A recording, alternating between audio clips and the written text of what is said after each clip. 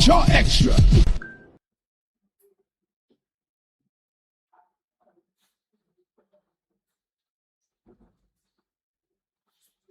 Welcome to another edition of Talk Chaw Xtra, the XXL Convo. And as usual, my name is Chris, and we'll be talking into various subjects that would interest you. The first one, well, some of them, not just the first one. Shatta Wale leaks phones after Stonebwoy's success at his Bhim Fest. Obviously, his Shatta Fest didn't turn out as planned, or it flopped, or cancelled, or whatsoever. So if his arch rival's own went well, obviously the trolls will come, and he responded accordingly. But we think he's licking wounds. Black Sherif Sun Sherif album or EP, whatever you want to call it, is almost coming out, and we have a little bit of a detail on that, as Sammy Gyamfi gets some heat from the minority leader, Afinyomakin, and some other minority people who just want to stress the hell out of him. Is it legitimate, or is just propagation or propaganda? As last week somebody was saying, Duncan-Williams has something very interesting to say about the Goldbod. Otabel is saying something about KFC, and all this and many more we'll be talking about it right after this. From the stables of iChris Studio, where bold ideas take center stage. For all the big conversations and bigger perspectives, Talk Chaw Xtra is the place to be. Talk Chaw Xtra, Ghana's first live podcast with a premier vibe. Yeah, such a bumpy start, and apologies for starting late as usual. We are not back to default settings. It's just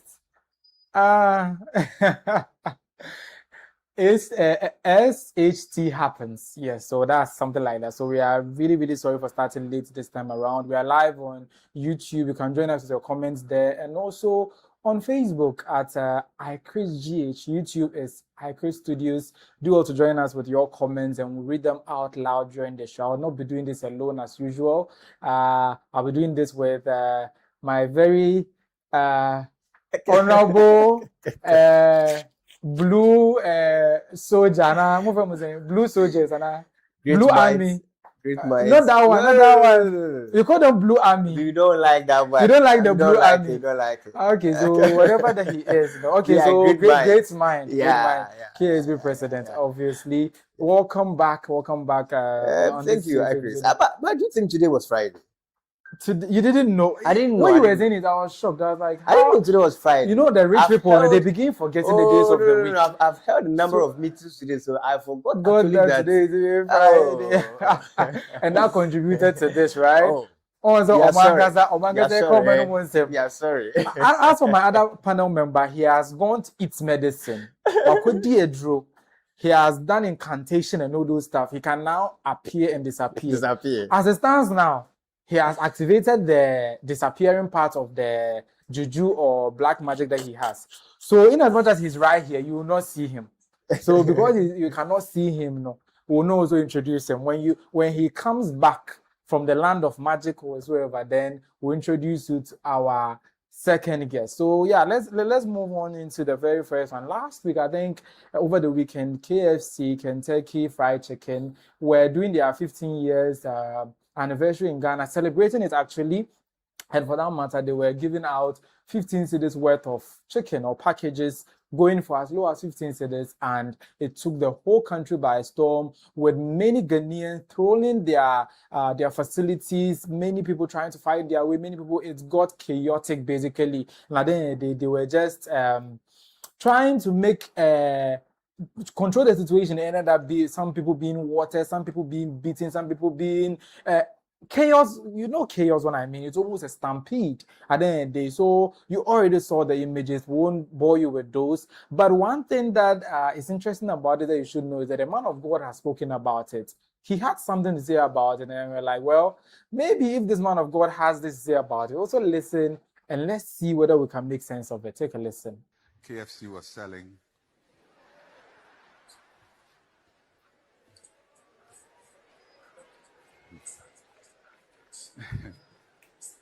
chicken for 15 cedis. I saw fear and trembling. You know, I looked at the eagerness of people. What they're ready to go through just to buy one meal, not for a year, not for a month, but they feel I don't have to miss this opportunity. Can you imagine if we approach life with the same eagerness?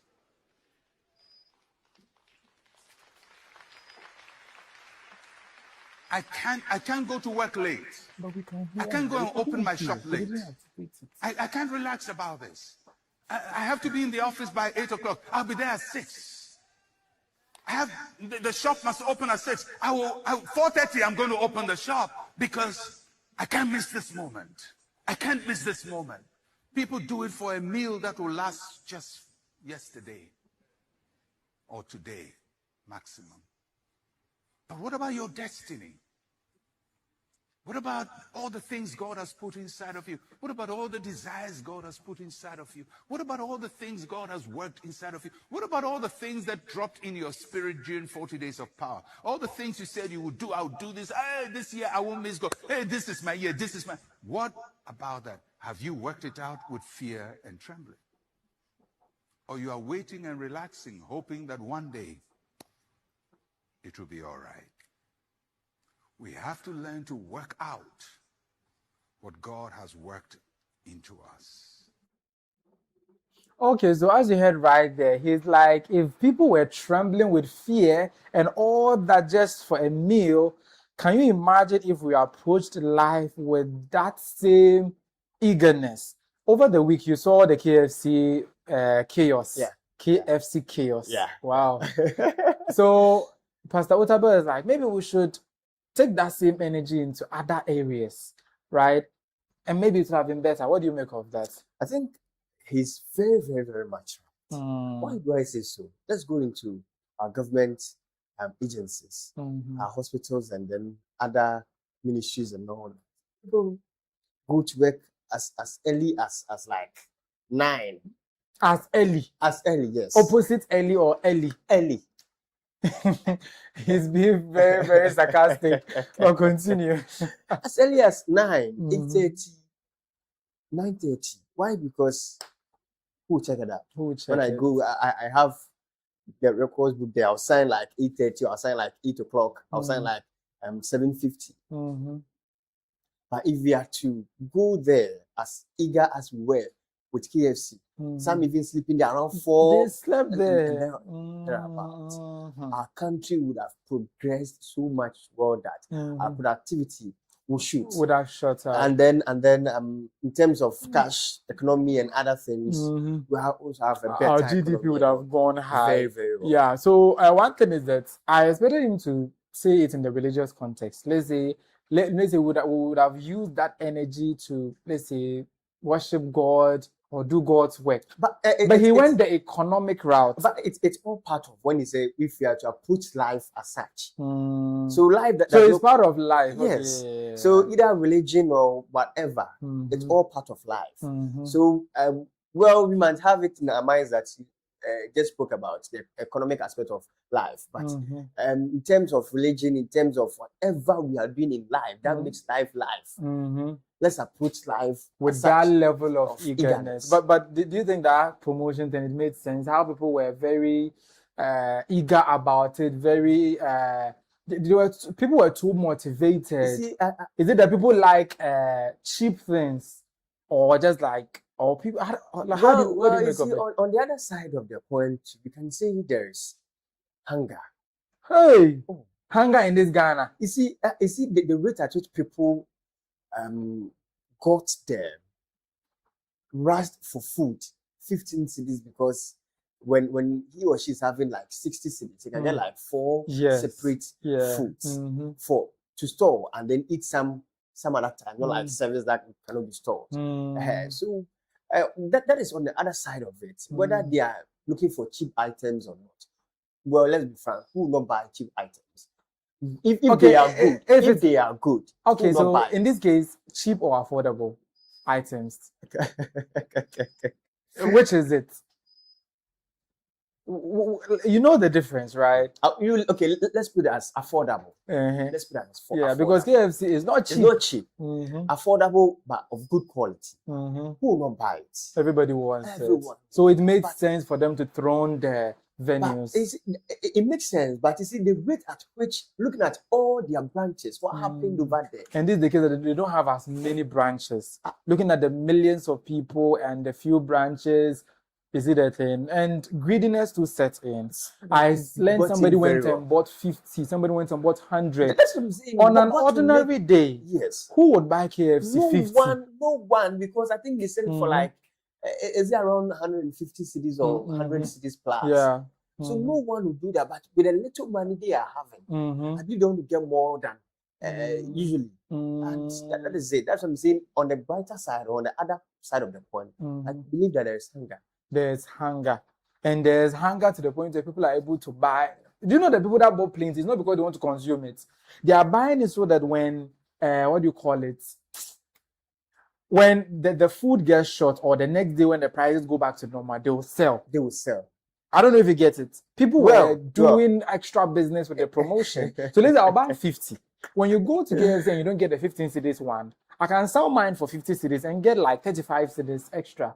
I can sell mine for 100 cedis now. And like you said, the next day, is it as part of their own business as a restaurant or food joint business or something? You know, I'm trying to decipher gluttony, liking cheap things or affordable things, and also just being a Ghanaian and being hungry as you were claiming. Somebody went and bought 50, 100 of the KFC. And what the person was doing with it is that the person was now retailing it to as well. So the person will be like, he's buying KFC 50 cedis, KFC 100 cedis. I don't know if you get the whole scenario. I remember back then in Prempeh where we used to have a bread joint, right? As soon as you got out of school, there's a bread joint. Those who can go out, they go there, purchase in bulk. I mean, come to school and then sell one for like 12 cedis, 15 cedis. Meanwhile, they'll buy, let's say, 6 cedis. That is the problem. So because you cannot go out. You cannot go out. So it means that representing something the like other side of that. So what do you make of that situation before we move on?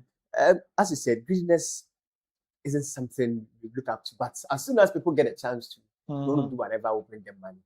And I believe that that's also another easier way of getting money. But ethically, it's not good. It's unethical. And if somebody bought it to eat too, that's gluttony. Gluttony too is not the best. How can you want to take 5 KFCs, 10 KFCs? And then you go and sell it for whatever amount you want to take.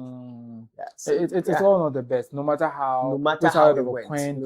You look at it. The situation was so bad. Yeah, so that's why Mensa Otabo was complaining. A lot of people complained. You've already heard of those parts. Yeah. So our conversation is a bit off the social commentary that you've already heard. Moving on to the next topic.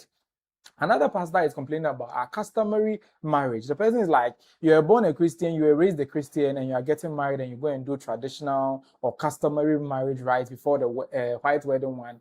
He is not having it in this video. You want to marry, and the foundation of that marriage is traditional. You are a Christian. You are coming to marry. You all your life you are in Accra. When they gave birth to you, they dedicated you to Christ in church. You grew up, your mother showed you the picture, you're a Christian. Is that not it? You have also grown, you have accepted Christ, you are in church. And you are going to marry. Now they go to the village, a Bushapeni who has never stepped foot in the church, to give you a list. You too, that you have been a Christian, mother, father, you've been a Christian all these years, you also collect this list. Is that not a problem? They give you the list. Check the list. You yourself check the list. Sanitary cloth. You know sanitary cloth? In Ghana, they call it amonsin, that red cloth. Today, don't we have a pad? Don't you use pad? Are we still using amonsin? But it's in the list. Then you collect it. No.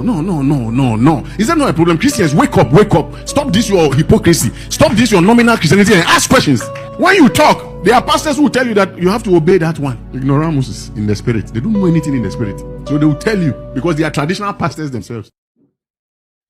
They will tell you because they are traditional pastors.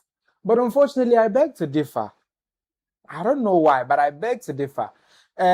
Before Christianity, people were getting married. Marriage was there. So if you introduce Christianity, which is foreign to the culture of the people, and they decide to marry it, basically do the cultural bit and do the religious bit, I don't see where the problem lies. Yeah. If they only did the cultural bit and left out the religious one that they've now come to subscribe to, then you can have a problem. But he's saying they are traditional pastors just because they undertook their cultural practices. First of all, does the pastor speak Chi or not?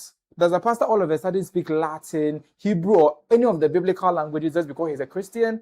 You speak Chi, you speak your local dialect. As for that one, it's not traditional language. But when it comes to doing what your custom demands, what your culture demands, that's where you draw the line.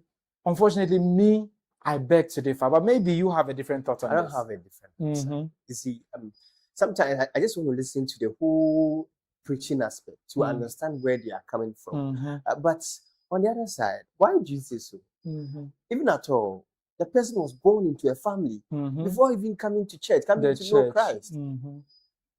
Whatever belief that we have, that because your parents are Christians, definitely also you assume the kind of stance as your parents as being Christians. But yet still, you also have another teachings that when you come up, grown up to understand the Christianity aspect, you accept it to continue with it. But beforehand, he or she had been born into a family. Having a family head, having their traditional backgrounds and all that. So where is the pastor coming from? He means it's traditional practices. They should just go and do the church wedding and that will be all. And can something like that work? Then how is he going to talk about those who go to court to do? What about those? I think that one was conveniently left out. You see the thing? Because he has a problem with you doing your customary practices. Right. But he's forgotten really fast that even the language that he's speaking is not his. It's not his. You see the thing? The fact that people do weddings in court, people do weddings at other places. Is even easier. Yes. It's very, very easy. You just need, I think, 2 witnesses. Yes. And you are married. From your side, from the lady side, and then that's all. Then you are done. So I don't know. When I heard it, sometimes our pastors, I don't know the kind of messages they want to preach to their church members. And yes, you are trying. I don't know if wokeism. Maybe because they want to get more money in the church, or like these days, they are getting to know more of a lot of messages that you don't know its root cause. It's disturbing. The other time you heard of tithing and then the 10%, 90%. You see that thing? You see that about thing? 3 weeks ago to a whole lot of these pastors. What are they coming up with? I don't know. Tell us so. We don't know. Maybe in the comments, some of our viewers will share their thoughts on what the pastor said. But if I read my Bible right, Christ said, give what belongs to Caesar to Caesar. How wrong would that be? So if you're in a family and the family has this culture, this customary practices, you go by that. And you give what belongs to them, before you come and give what to God, how is that a problem? I think we need the pastor to explain more or deliberate more on it so that we, the young ones coming up, will also understand where he's coming from. Because we do not understand. We do not understand. These pastors are saying a whole lot of issues. For all you know, he got married, or he did the customary marriage, for all you know. And now he'll come and tell you that he didn't know. Now he has been enlightened. I think one of the pastors or I think I believe you come up to that. I will ask a very simple question on this. I was like, how? When I go to the message, I'm like, this kind of how can somebody be thinking that way? I think you're going ahead of yourself. That's why let me hold you there before you spoil my itinerary. That was Reverend John Wesley Aminuku Agble, right? He had he knew he had to have his local names, 2 of them, plus a Wesley and John name, biblical name. But when it comes to satisfying the religious and the customary or cultural practices, that one day he said no. But look at his name, John Wesley, Christian names, Aminuku Agble, local names. That one, why is it there? He will do it. Accept it. But when it comes to satisfying both sides of the factions, but you want to choose one. He wants to now choose one, so that when it's married, they just come to only him, the pastor, and they will do it. When they are done, and now the parents of the spouse, let's say the man or the woman, are not aware. Let's say some other Abusian people are not aware of those stuff. The community is not aware. You are not him. Then it's not marriage. It's not marriage. At least you need to go to the house, go through the process that we know. We the youth So he's not the only pastor talking. Another pastor is saying something. You see the way that these days I've been leaving my hair. He said if you cut your hair and do shape and do all those other things, you are going to hell. So me, I've already taken the advice that I should look at my hairline. I'm not cutting because I want to go to heaven. Heaven, here I come. Listen to him. Pema, what charity editing a name over hair. Utini in a row. We are jai shape na yanko upon the brew, Jaina, and all. Men to wedding. Bama, and kwaye about who you about that, you know, opa yinina, men yim quatete when I know one budget and quatete lalas, over hair. These are all the products the cotton was samad. Also, open life because who chasing the young girls in the church. Open warm. To another super so then with Jim Brantian to unity and wapaya boy. Yes. 1 hour pie a boy, Obeko hellfire. Look at this small thing. You did it yourself. If it's a life, would your boy not a life, but a cheek and a pride. Hey. I did the office of a life, but Yankupon a chick. Okay, so opai a boy, lalas, shape, day. He says, raw, cut it. If you want to cut your hair, cut it normal. If you want to cut your beard, cut it all. For him, God is his baba, so he doesn't have any baba issues. Obviously, he's bald. But some of us who have hair, our hairlines are still intact. He says we shouldn't go and shape it. We shouldn't go and make it look good, like have a clean shave and all those stuff. Other than that, we are not going to heaven. George, you've done your hair shape like Temamoto way in this one line. Heaven won't go. Because we shape the way I do because Yeah. Make him the class prefect of the president of the Hell KSB Association. But seriously, is it making sense though? Is there any biblical backing to it? I think there's a quotation that says the Levites, they shouldn't touch their hair or something like that. I think it was explicitly saying that they shouldn't touch it. As in, they shouldn't even cut it at all. Like, it should be long like that. But I don't know how that interpretation narrows or can go on to the tangent where when you cut and shape it, you go to hell. And then, okay, where is our root coming from? As human beings, as Ghanaians, as where is our root coming like from? Like our origin? Yes. Is it coming from the Levites? I don't think so. The Levites are the past, like the men of God or the preachers. Mm-hmm. Is he? What I know it. They are human. Women are those who are not supposed to touch their head because we understand from the Bible that it is their glory and only your money. So if you had said that, but you have added men to it, that's why I'm asking whether there's a biblical backing to what he's saying. Even at all, Samson. About that neutrality. Then again, from what he's saying as a pastor, did his wife did that or not? Like cutting of the hair? Yeah, from the infancy. By all means, he would have cut. So why is he preaching it to us? Maybe now that he has had an epiphany, he's been enlightened. No. So now he's telling us what will make us go to hell. But basically, the whole idea is weird, though, don't you think? I can say for a fact that he should tell us that it is a distraction in the church. As in, people tend to focus on that more these days. But to tell us that don't go and do these things, I'm not getting it.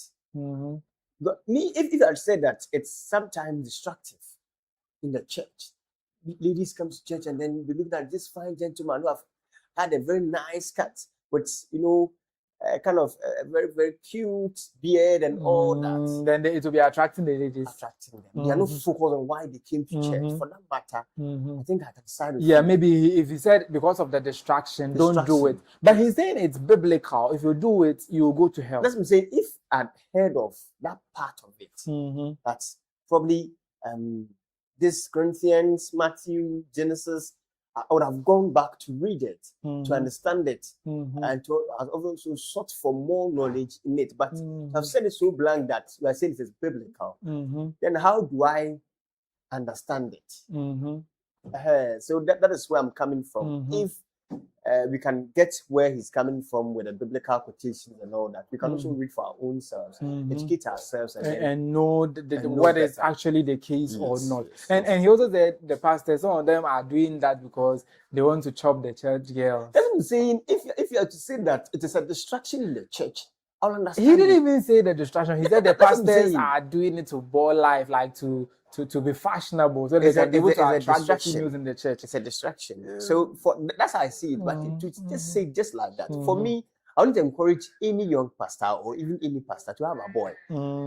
Talk less of anything in that distract line. the church. Because I spoke to one gentleman who was like, "Okay, church bina." So the pastor had a boy. The drummer or the organist also had a boy.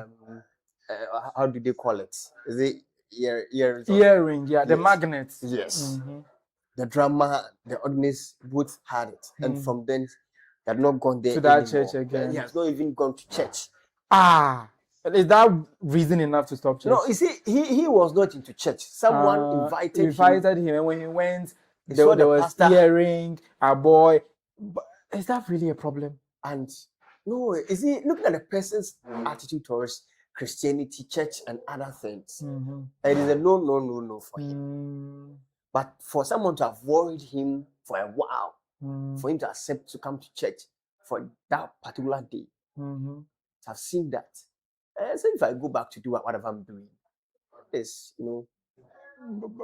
But having an earring or having a boy, what bearing does it have on somebody's goodness or holiness?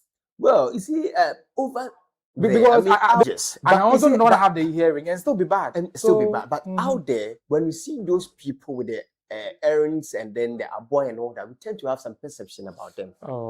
That's stereotypical. But the perception is so great, and we can conduct an analysis or. Do you think we should rise above such stereotypes? We should, but as it stands now, that is where we are now. People have the perception to be great that those having the gentlemen having the earrings and then the boys are towards some kind of particular activity and then some kind of behavior, which is bad. Yes. So well, basically those who like cutting shapes, doing a boy, giving their beard shapes and all those stuff. This pastor, if you believe what he says you'll go to hell. But I'm going to do same. You're not having it. That's why I'm not doing it. I have my own personal beliefs, and I don't think that it's in your looks, it's in what you say or what you do. Like it's not in your physical appearance. Sure. It's in your relationship with God or like how you actually live as a person. That's fine. Not some of the stereotypes. Don't have this. Don't have this. Those things, I get you. Me, for instance, if I want to do the magnet, I'll do it. Okay. And it doesn't change anything about me. About you. If he said, "What boy? If I want to do it, I'll do it." Me, I don't fancy it. But if I fancy it, I'll do it. That's what the shape in the unity. I mean, heaven. It says the shape in heaven. I'm for heaven, and I mean, how does shape, common shape, cause something like that? And then there is in the first place. But how? Why or how do you baba? Or how do you shave? I don't know. It's like Masa. Like, it's just normal when you shave. I think it's normal. I beg to differ this one too. It's no. Can you say God was his baba? He would have been doing shape. Because God is his baba. No? He wants widows who God is not yet our baba, or God like doesn't want to be our baba. Or what am I even saying? But God, don't be our baba. we want our hairline to be intact. Those of us who our hairlines are still intact, you know. Because of, it's difficult for us not to do it. Yeah, so even though for a while now I haven't been cutting my hair, but when I do, you do it. Master, you have to look good. You have to look good for God, and you're looking good for God, and all part of it. And you do call a hell. Oh, Bonnie, we are saying Bonnie, we do call hell. They are saying and George first. Oh, I'll follow. Talking about heaven and all that, another pastor is saying the whole idea of heaven is a scam. Like, it's a scam. And I'm like, what is this pastor thinking? Let's take a listen to exactly what he's saying. Heavy or ever. Heavy be any baby and dada and scam. What you say? Atemuda be any baby and scam. At what point? What did you sorry for how many years? Nani nyami ya dinam di. Yes we did. What did you do sorry for how many years? And ne kura no kasako etimbem. Because I didn't know it has been still in you. How many years before you realize that no, me you so wrong name? Oh, so and yes, some you so wrong name. Then when you said the Timmy Moon na yejuma. Then before you cut off with Yesudin, and before you see Yesudin the boamon, when you meet them today, what do you tell them? Yesudin, me come with you and Yamina so the boamon. Yesudin, Yesudin, and Yagumabia. Jesus, listen to me, Jesus, it did Jesus now. What I say? Yes, you know, I buy and let the jail go and maybe I see. What I say? Jane, let the jail or not buy any we are sent here. Could find Jane for in your command, Jesus. The letter J was not in existence until the day Jesus, if we him. What a mechanism. A time on alphabet, no, a war on more. Ye did throw the buy, they throw a night, Jane my. And yes, you be Jane my dear, is the coffee. So you don't use Bible in your church? Bible. I mean, you soon as a reference say, Obia be, I miss my be there. Name say, the Enona made children for say me Bible in a double TV so. The my year, and I made demonstrate movie. What's sorry, my pastor, they're no more by. On for Bible, ma. Don't do my dream. So they don't hold Bible. No. We don't.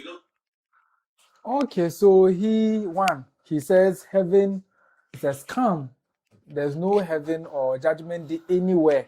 2, Jesus' name too is a scam. Or what did he say? Like something like that. It's not existent because the letter J was introduced with English. The languages before English, Latin and the rest didn't have the letter J, obviously. Like that's true, factually true, but actually it is factual, but truth I can't tell, right? And he's also like, he doesn't even use the name. The name is nothing and all those stuff. That's what he said in Chi right there, and I'm giving the translation. So heaven is a scam. Jesus' name is, there's no name like that, or the name is a scam, or it doesn't do anything. So he's also a pastor. His church, I don't know what they do there, because as a pastor, what do you go and mention there? What name do you get mentioned? Do you use the Bible or whatever? So I'm really, really just shocked at all the things that he's saying. And at the end of the day, he didn't also end there. You know that he's the leader of the GUM party. I think GUM. I don't know. I've forgotten the acronym, what it means. But he is the flag bearer or the owner of that political party, and they've been contesting and all this stuff. He's also come to say that if his opponent, the one that he's contested against for several times, decides to contest, he would support him. And we'll take a listen to that before we comment on both of what he said. Yeah, it's weird. Say John Dramani Mama. Say Bebra what issue. Say when Timan caught 2028, when you not be more. Me pacho, ujira be more. Me kwa support. Because you see, and you man what shall say about me, bo. What shall I say from so positively. What I say, me drop. Nama kwa support John Dramani, but John Dramani Mama could be good there.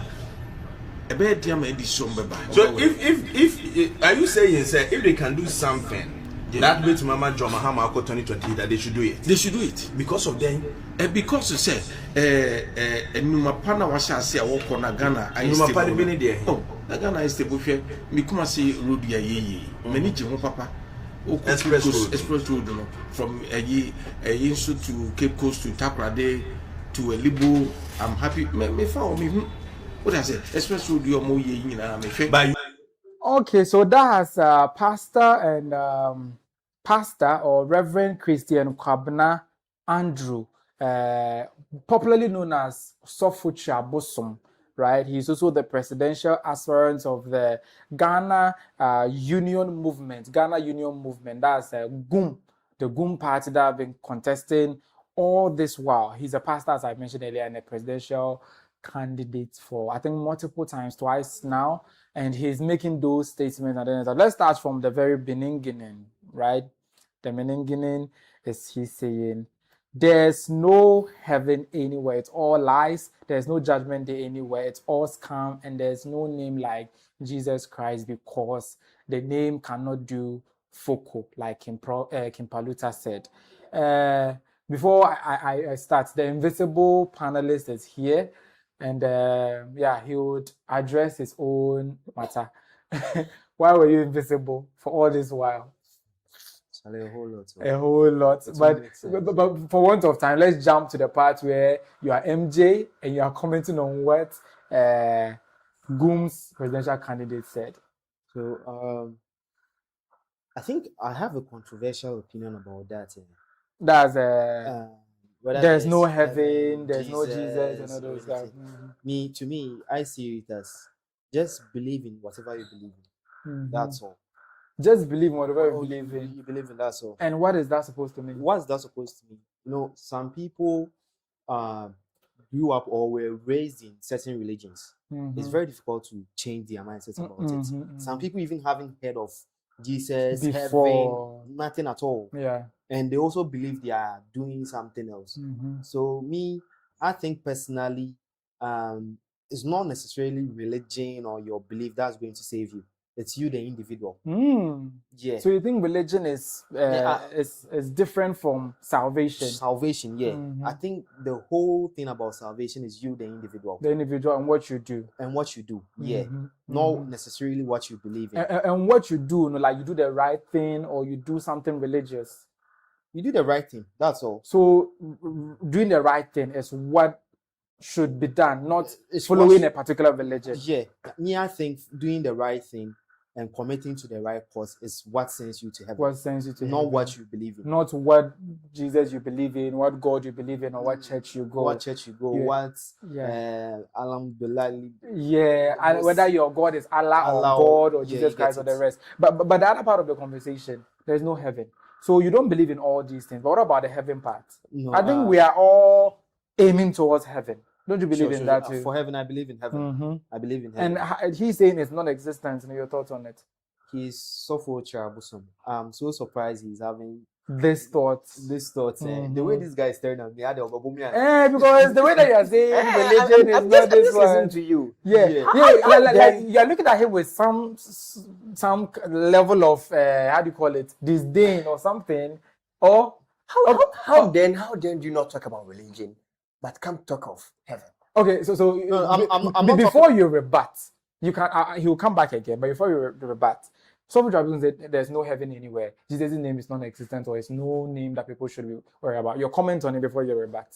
So I want to say then you can now have the authority to say that from his previous years of being a pastor, he wasn't into Christianity, it wasn't into Jesus Christ. He was a scam. I never believed in him in the first place. Even when he was breaking down Obofour. So what he's saying means that he's telling us to have the belief that previously he was using black power to break down the gods and then to do whatever he was doing.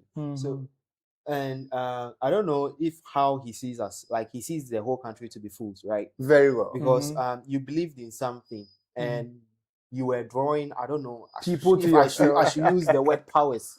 Like you were drawing something from it to do the works that you were doing, as in the troublesome things that you were doing. That he was using Jesus' name to break the gods. So right now you can't come out and tell us that you no longer believe in Jesus, you no longer believe that there is any heaven. That means I'm not even sure he believes in any God. He says he believes in God, but he doesn't believe in Judgment Day, heaven, and Jesus. So if he believes that there is no such thing, then what was he using to do the stuff that he was doing? He's now saying that back then when he was using it, he didn't know. But now he has learned. So is he not knowing what exactly was he using then? Yes. You see, the first question everyone will ask is now, you are saying that now, currently, when he doesn't believe it, it's nothing. Yes. But previously, you believe that when you mentioned the name of Jesus Christ, it was doing something. It was doing that. But what do you make of these arguments? Whatever that you believe in works for you. Very well. So if you believe that Jesus' name is powerful, it will work for you. Example, those people that you are saying they've never heard of the name Jesus, you go to the China, India, and the rest. Do you know they don't believe in any of the other ones? Yeah. But the name that they mentioned there, it works for them. Yeah. You see the name? If you start a religion today and you put a name on it and you believe in it and you do all that you're supposed to do, over time, what you believe in will work. Whatever you believe in, so it means that it's a belief system that works. Not particularly the particular thing that you believe. Because right now, if you get up all of it and start saying, George God is a God. Over time, you can say something to George God and it will happen. It will happen. So, I don't know if that will feed into the conversation of how he was using the name. Because he was using the name. Not at all. It doesn't fit into that. No. That's why I was saying that I don't necessarily believe the claims that he's bringing forth, that there is no Jesus and all that. Yeah, because the letter J was never there before. So I'm English. saying that your salvation is dependent on you, the individual, because you have a whole lot of people who believe in different things. Some people haven't even heard any word before. They believe in something. Yeah. Some people believe in woods. The Indians, for instance, their god is like an elephant. And you know, I think people still live in forests. Some people believe in forests. No, people are there right now who still live in forests. Like they don't want to come into civilization. They haven't seen civilization. Yeah, and they also have their belief system. Yeah, and it works for them. It works for them. That's what I'm saying. This heaven that we all hope that will be going there is very dependent on you, the individual. The individual person, and not what you believe in. Not what you believe in. And what you are being told to do. Your thoughts on it? Well, I believe that for salvation, it is true. There's your own work. I mean, even the Bible says work out your salvation. So as a salvation, you are working it out. But the point is, you must have something you believe in. So I don't know. You're not believing in Jesus Christ because the pastor said those who will be doing the feeding and the doing this thing. I'm not saying I don't believe in Jesus Christ. I didn't say that. He didn't just throwing a general opinion around. He's just saying that he thinks going to heaven or being saved, salvation is not based on the fact that you're a Christian or a Muslim or a Buddhist or something. It's a matter of you being a good person. Because some people are really, really strong Christians, but they are really, really despicable people. In fact, Obeko Church now, by the way, Obe treating Ipano, it's really, really that bad. You see the thing. So he, for instance, he would rather do good to people, believe in humanity. You know, there's some religion that they call humanity. Yeah.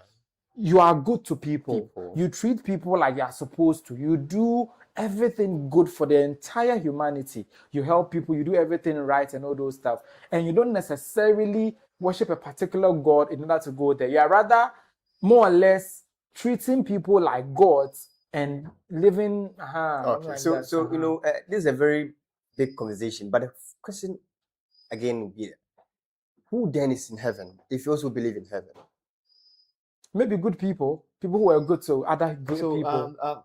When growing up there, I always had a certain argument that I think I even asked someone in the church system, that why is it that God didn't make it so easy for us? Like, you just announced the whole world in a certain way that this is what I want you guys to do. Like, this is the religion I want you guys to follow. Because Charlie, it's very difficult bringing someone from a different religion onto another. Although there are instances it like happens, that. But it's very difficult. If you see real Muslims, like they come from their family background, it's not easy to convert take a real Muslim out from Islam to Christianity. So the same way to Christianity to Islam. So with such a person, are you telling me if let's assume Christianity is the way to go to To heaven, go to heaven. then does it mean all Muslims are condemned? Are condemned. And sometimes the other part of the coin that usually baffles me is that it's not your fault. You didn't choose your religion. Of course. If you were born in Saudi Arabia or any of the other Muslim countries, you'd have been a Muslim. And do you know, even this a higher country, percentage. You will be, because Saudi Arabia is more or less like 90% Muslim. That's what I'm saying. If you are born in India, you will be a Buddhist, or Hindu or whatever. Another- If you are born in China, those religions that you will be one. So it means at the end of the day, you don't pick and choose your religion.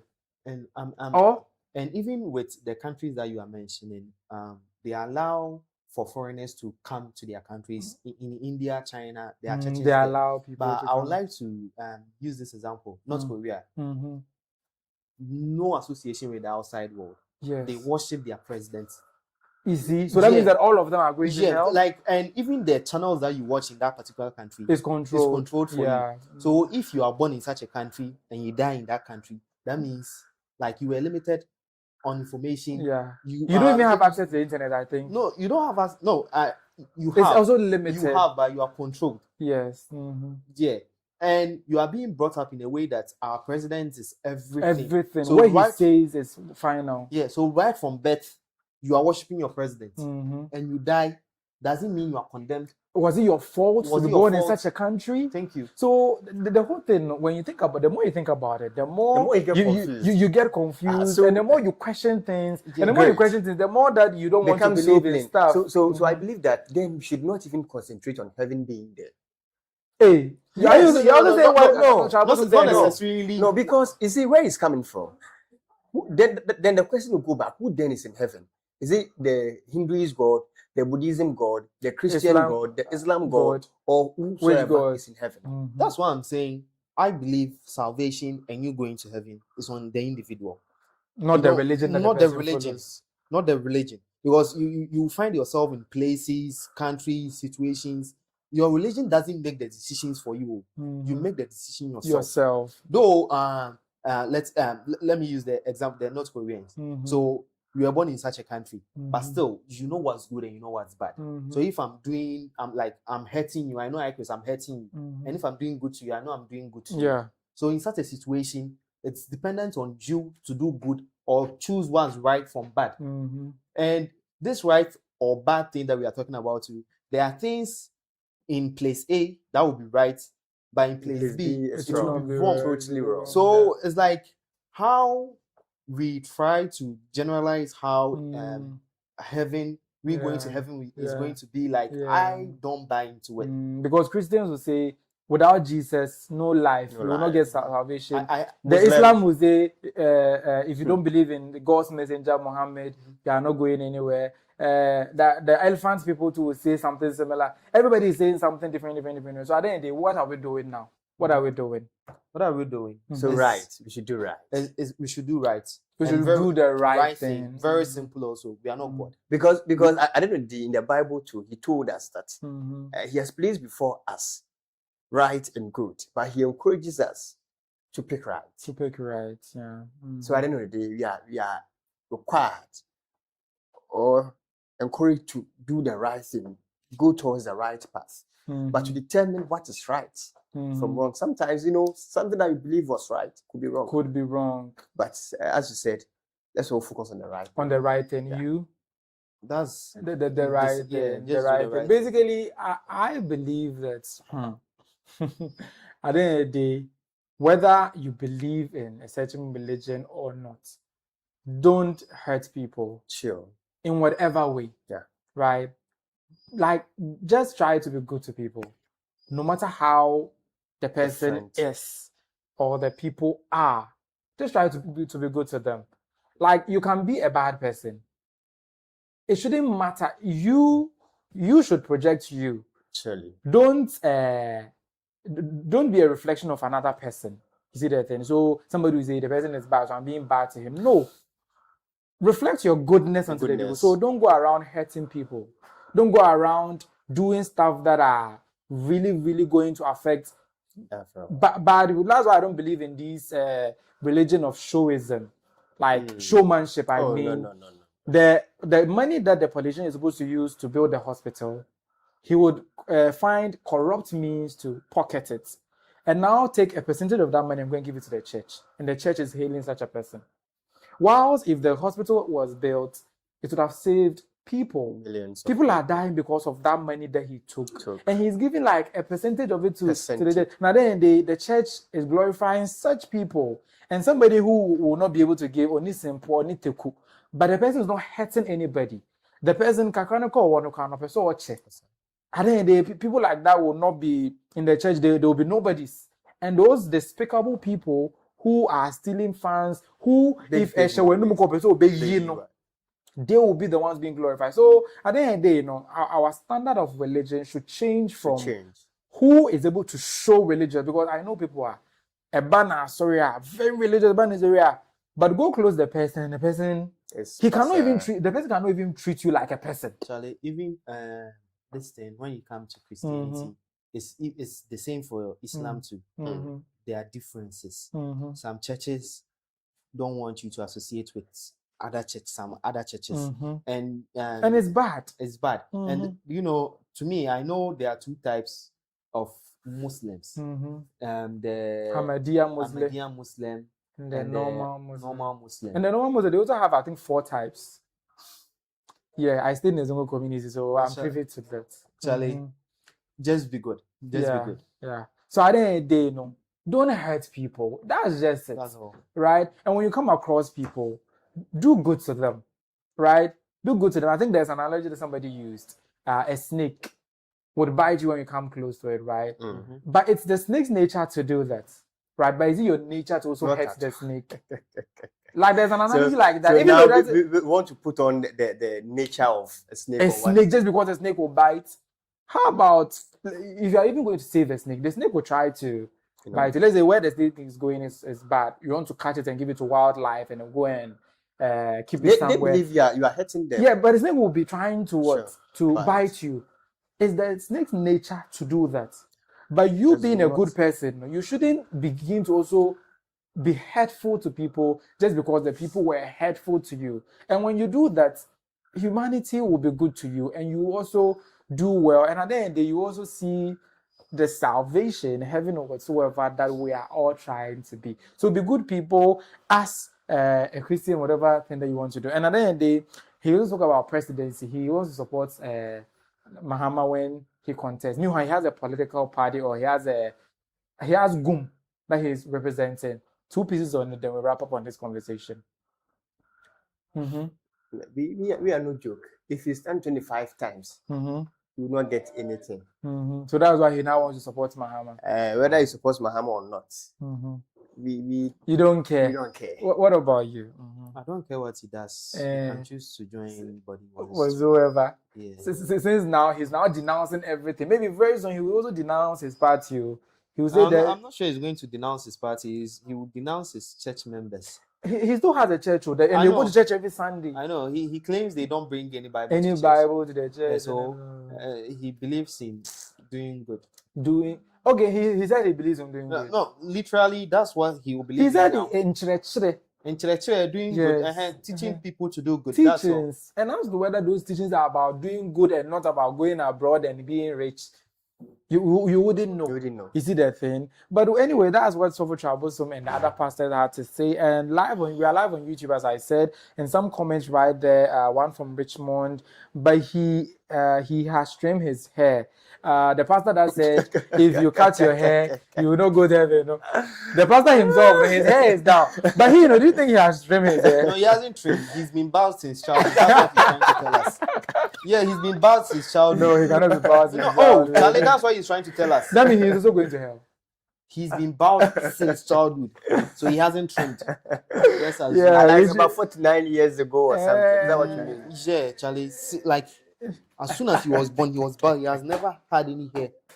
Yeah, no more. That will be his downfall. Yeah, no more. So, yeah, that's by way of that. Then he came back to say, hey, Ghana, and I think that's a KFC story. And the other one, he said, how do you determine if something is right? Because something that's right to you might not be the same for me. The thing about do right by people, do the right thing, and be good to humanity. The key is that try to be the humanitarian, like the religion humanity. when you see a person, try to be good to the person. Even if the person is the worst person ever you ever met, in your own goodness, try to be good to the person. Let's say if the person needs help, extend a helping hand. The person needs food. Extend this one.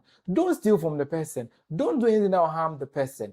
Make sure that you are just good to the person, right? As to whether what is right or wrong or not, it's about whether you are hurting people or not. What you are doing, at the end of the day, are people going to die? Are people going to be hurt?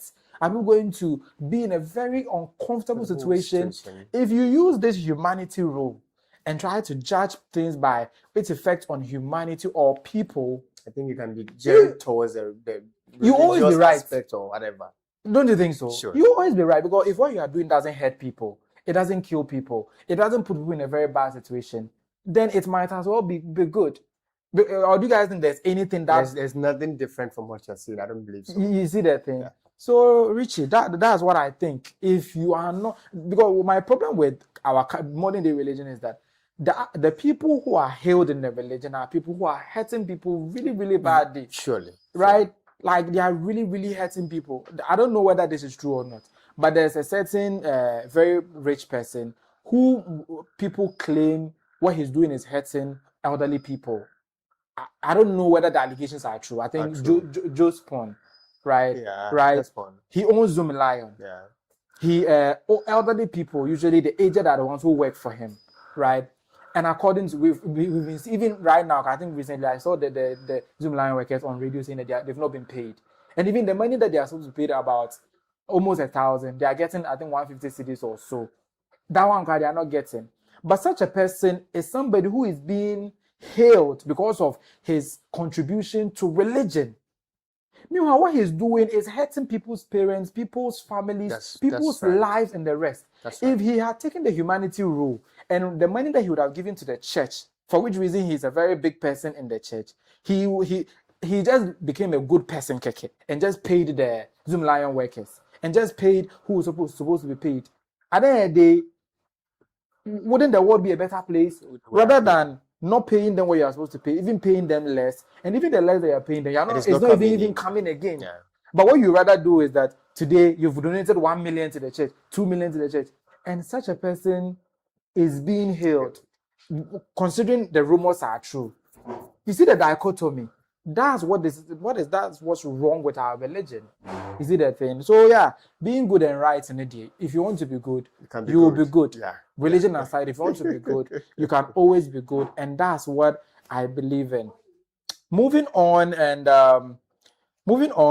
we'll take a look at a certain man of God. As for him, okay, enough of the man of God.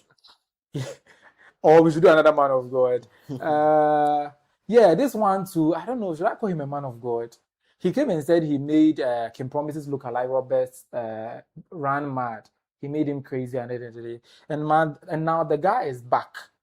He's back on the internet and claims nothing of such sort happened. So let me say it clearly. Ajagraja said he made Roberts, that's Kim Promise lookalike, run mad, and he will be mad every other time. He will be fine and go back again. He'll be slipping back and forth, relapsing until he brings 100 cows, the toenail of a lice. You know that the lice in people, ladies' hair, a more. If they don't bring that one, he will be mad until till. That's what he said weeks ago, and I think we even discussed it here. The follow-up of that conversation is that now Roberts is back on the internet saying they're all palpable lies. Take a listen. So without wasting much time, 100 cows and the toenail of a leaf. 100 cows and the toenails of a leaf. A day 9 more and then dream up 100. Yeah, and yes, sir. Then on and off, Neniso Timot. Acha, 2 months about them. Sana Mayan. And see, Ajagraja, Apopo Nini, Eddie Mianjin fans. America Krea, me setting up keke. Me setting up keke. Man, we will yes, where, man, me can't cry at your man, listen to me. So, Dimitia, me do come with you, eh? So, Dimitia, so what did me, dear Brown? I'm telling you. So when Jai sa back and forth na me corner one. We do be chat series we do nyame. Na me premier. Boom kon ko hwe chi abomu se we di nkwasasem. Ba wo sesa na ye. So when nimia ko bisa to gbenyo. Be chira wo say sa jinye na nyame line mu. E na mema na bodam 2 weeks, 3 months, 1 month na was asate na ma bodam ebusuan pomfa tetene kwasia eyi o se de ebusuan pomfa ne ntwie cow saying hey abrante. Okay, so apparently it was a setup. He was never even mad, according to his account. Because me, I don't know whether it's the 2 weeks now and Elizabeth or the fact that he will come back into consciousness. Not this, or actually he wasn't mad at all. But according to the man who's been maddened, is there a word like that? He was never mad. He was never mad. He actually hid himself for 3 weeks and put out the communication incident on social media that he is not mentally stable, to see what his supposed, what am I saying, supposed man of God? The man of God that he was having a beef with will come and see. And the man of God fell for it and came and said he caused it. Only for him to come and say he's not mad and all those stuff. So yeah, let's look at this. When this issue came, you are afraid to comment on it because you thought he had made somebody run mad and you didn't want to talk against him. Now the person that he supposedly made him run mad, said he didn't run anywhere. He himself decided to be indoors and send out a communique that he is not mentally stable. So can you now comment on it? Because the other time you were really freaked out. I get you. I remember. Mm-hmm. So are they trying to set us up? Like he and Ajagraja. Yeah. He said he has set Ajagraja up. No. They are trying to set the whole nation up. Yeah.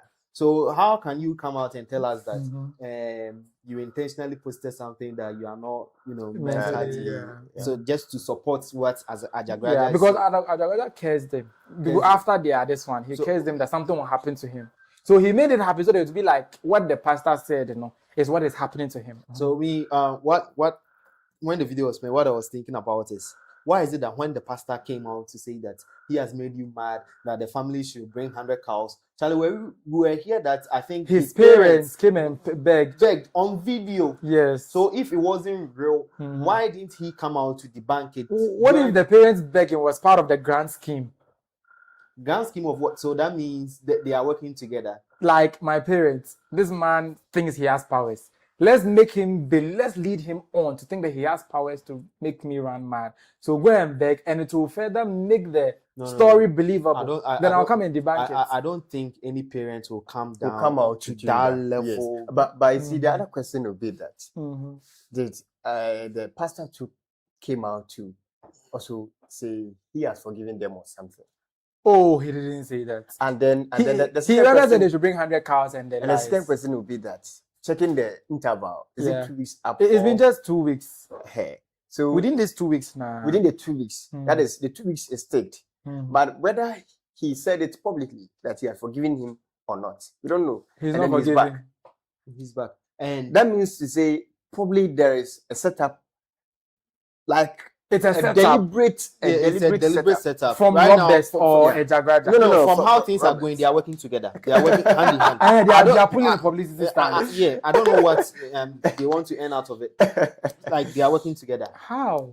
Because you can't come out and tell us that you supported the pastor's claim that he made you run mad by. In fact, he slipped out. Like he made it look like he had run mad. Yeah. So why should you come out and do that? Just debunk him the very moment he said a thing. You shouldn't in any way support whatever Ajagraja said. And right now, after 2 weeks, you are coming to tell us. All right. We will be here. Ajagraja will also come out. Are you suspecting that he had mental issues? He had a relapse, and now he's been stabilized, and he's using the stability period to do this, and over time he'll get a relapse again. Is that what you are suspecting? I'm not right now. What I'm suspecting is there is nothing of that such, but I don't know what the two of them want to achieve. But because Ajagraja seemed very serious about it, so yeah. Oh, because the guy actually insulted him. Even in the video that we played, look at the insult, the unprintable words he used on the man of God. So my problem is, when Ajagraja came out, why didn't he also come out to debunk whatever he said? Maybe to make Ajagraja have a field day. Until the point where he can come out like this and come and disgrace him that he's not a good man of God, a real man of God. But he hasn't necessarily disgraced him. But if you say you've made somebody mad and the person is not mad, that it means you are powerless, or? So, Charlie, we will be here, we will see. We will see. Right now, let's all wait then. Yeah, let's all wait and see. And if you are Ajagraja and he is not mad as you wanted him to be, then you pass somewhere to make him mad now. That's why I'm saying we'll see if he truly runs mad, to see if Ajagraja has something in his coffers. And I'm sure he does. So it's a test of Ajagraja's potency. Within the 2 weeks too, we must see him come back. Who? Ajagraja. No, I mean, he said Roberts. It could be that he would then pass somewhere to make him go mad. But as said by Ajagraja, that he will go mad 2 weeks, come back normal, 2 weeks, and all that. But I'll say Acha 2 weeks. Acha 2. So I'm saying that. Yeah, I think Ajagraja said that. So I'm saying it will be on and off for him. So I'm saying right now we must see that. We must see that. We must see that kind of action. If not, we are not believing that fact. What if Roberts can promise look alike is normal for more than a month? So that would mean normal for more than a month, and we no longer see him. He's not posting anything, no news from him. That means he's off. Just like Ajagraja is off. He's had a relapse. Yeah. Hey.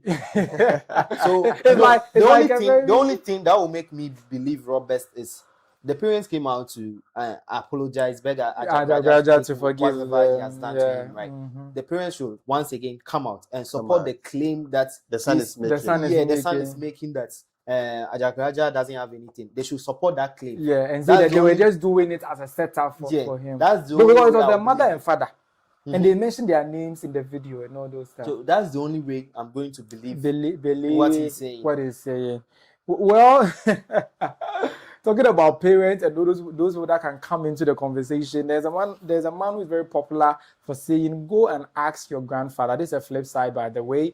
And we'll take a look at the video and we'll see. He's now being found after, I think, about years down the line. The man who did this popular video has been found. I will face them one by one, and they will see what will happen. I don't. Explain what you're saying. Yeah, I'm a traditionalist. I'm not a Christian, so I'm also going to pray because they butchered me, they twisted my neck, they seized my phone, my money, my constitutional book is lost. Who did all of this to you? Those who hijacked us in the room. Did you see them? The so-called invisible forces. You were there. We were telling you, let the people get out from the room because we know the plans that the people said. We told you from the beginning, but you took it as granted. Now you saw it with your naked eye. They came into the room first in their suits, and we suspected they are not national security. We walked them out. Before we were counting, they disconnected all the power. You were there. Why are you asking me this simple question? You people were there. Don't let me be biased. You saw it. They are totally failures. The officers in that room, they connive with the criminals to rob us. So we are telling the whole Ghana that Sarah is not a DCE, and she can never be DCE for that. Look, when you pluck a fruit, wait till it ripes before you eat. Don't eat unripe fruit. Go and ask your grandfather. The last part of the clip is what I wanted. Go and ask your grandfather. And this clip has been trending for years. But the man behind it has finally been found, and he was asked to explain the fruits, go and ask your grandfather bit, and he had this to say. Ask your grandfather. Everybody, you don't say we start for the net. They butchered your neck. Say be true, say they butchered your neck. The man be that. This after we finish the voting, you call the presiding member will call people who will come and sort the ballot paper. Yes. So he mentioned my name and he mentioned other guys. Your name is what? Honorable Noah Dogan. Okay. That's my full name. Yes. As they mentioned, I got to the ballot box, then there were some vague men rushing direct to the ballot. I said, well, BM, some matter come. We will not defend this. It not be small deal.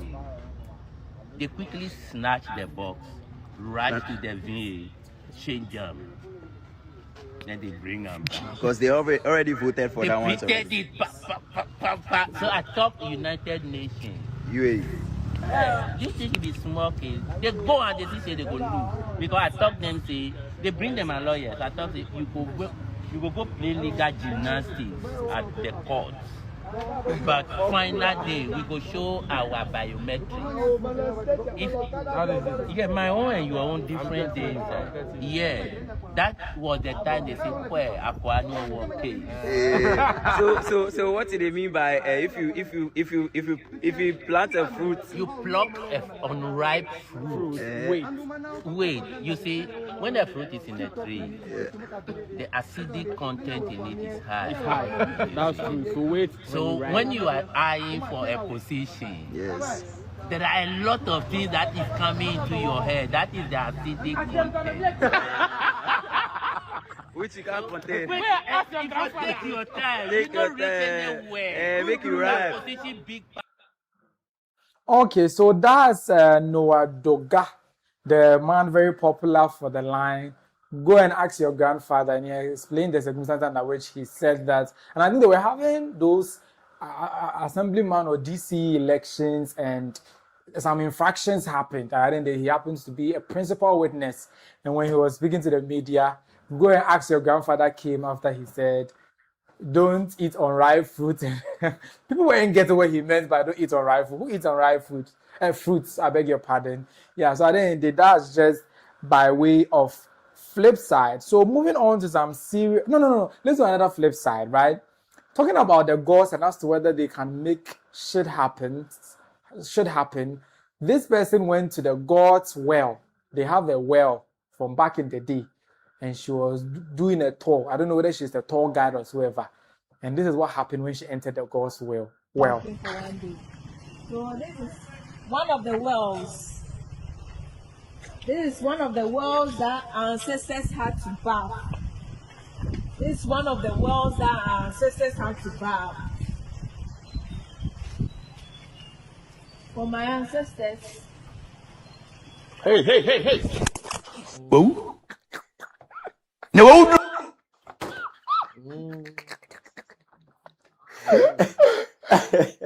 This clip was so funny. I had to bring it. Your ancestor had a well for bathing. What was her business putting her hand inside? No, the ancestors are dragging her inside. They want to bath with her. You know, they want to bath with her. Wow. Producer. Do you hear the cameraman? Yeah.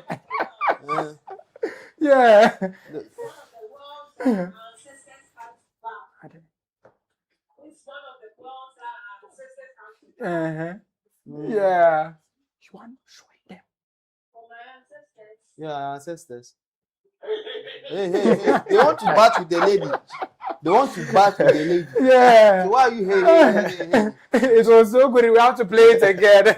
This time on mute. Wow. So that you see it well. The ancestors were why? They are dragging her inside. They want to bath with her. So laughable. So laughable. Yeah. If the ancestors were, you join them. You join them. Because I don't get why all of a sudden they are doing that. Yeah, talking about people whose ancestors are dragging them into wells and all those stuff. Yeah, people that are supposed to die and become ancestors. Some of them are chiefs. Some of them are the traditional rulership. And some of these chiefs do despicable things. They give out land for galamsey and other very bad things that degrade the land and ends up affecting the entire community. They are not exemplary to the communities that they lead. And this is why the youth of a particular vicinity took the bull by the horn and arrested their chief for doing galamsey, they went all out to his house and arrested him like this.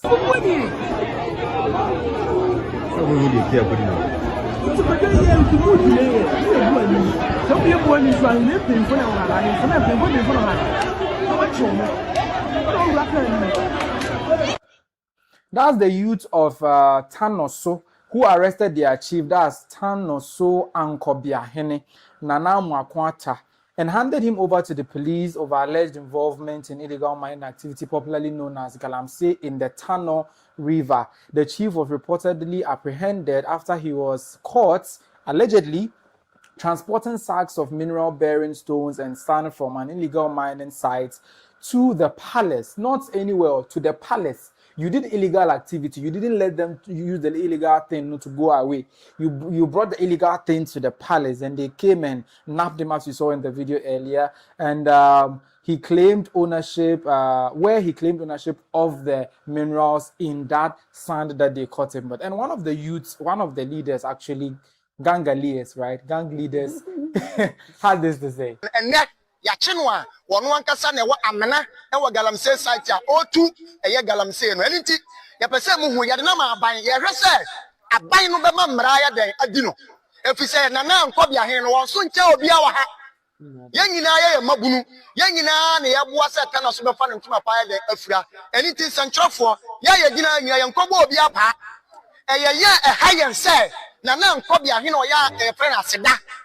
Owo eye friend nana muako ata sana nkonya din ya den etie ewo eye atwenkonya omo wata na so wase enti mo maso ate se galamsey ekoso ewo tanu mu no nana ankobia hene a ye friend aseda ana nkonya din de nana amuako ata ono na etu eye galamsey na MC ne nsa bi anya den emi enti asama MC so aso ate se papa ya hu na hu eye abo no won ho yampese ohini bia beba ho abeka kire ne se onjai no oma mmra ne nuni because so nche mmra yenso ye gina asa mmra ne nya ya mmra ne ye nye den ene ye ni ne yampese ebe hu ne nana bi o sabi wode ne chaw chaw ona obefra ntoma akose MC nya den ya we nye politics e ya ade a ebeboa amata no ani atimiate sanye be ya bi moni a ye gin wo galamsey ho no eto betwa ama yenso so tano so ene tano no papa ne ntoma pa ye den afira ya damase. So as you heard right there, they basically handed him over to the police. They didn't manhandle him or take the laws into their own hands. They just handed him over to them. But the request that he's making now is that they want the laws of the land to work. Is that too much to ask for? It's not too much to ask for. It's very simple. When was the last time you heard a chief being processed for court? It barely happens in our country. But a lot of them commit crimes, like serious crimes. So if he is truly guilty, I believe they should put all the chieftaincy stuff aside and really deal with him by the laws of the country. Yeah, they shouldn't bring any chieftaincy matter to their house that they want to solve it because he's a chief and they will punish him by what the stool stooling him or something. Yeah, Charlie, if he deserves to go to prison, he should go to prison. He should face whatever punishment. That's why we have a constitution as a country. And though he's a chief, but he falls under the same constitution, yeah. Yeah. So we should they should deal with him if they find him guilty. Yeah, and the evidence that you're even talking about, the stones, the sand and the stones that has the mineral, that from the galamsey side, were with him in the house when they arrested. So I think evidence abound. Evidence what? Abound. But when with him in their house, then doesn't necessarily mean he owns they know the sites. And they've also seen the stone. So do you need another evidence before you can bring two together? They need to prove beyond reasonable doubt. So the stones are from where? No, Charlie, you finding the stones in the house and doesn't mean you are proving beyond reasonable doubt. Now listen. Yeah. This is what lawyers do.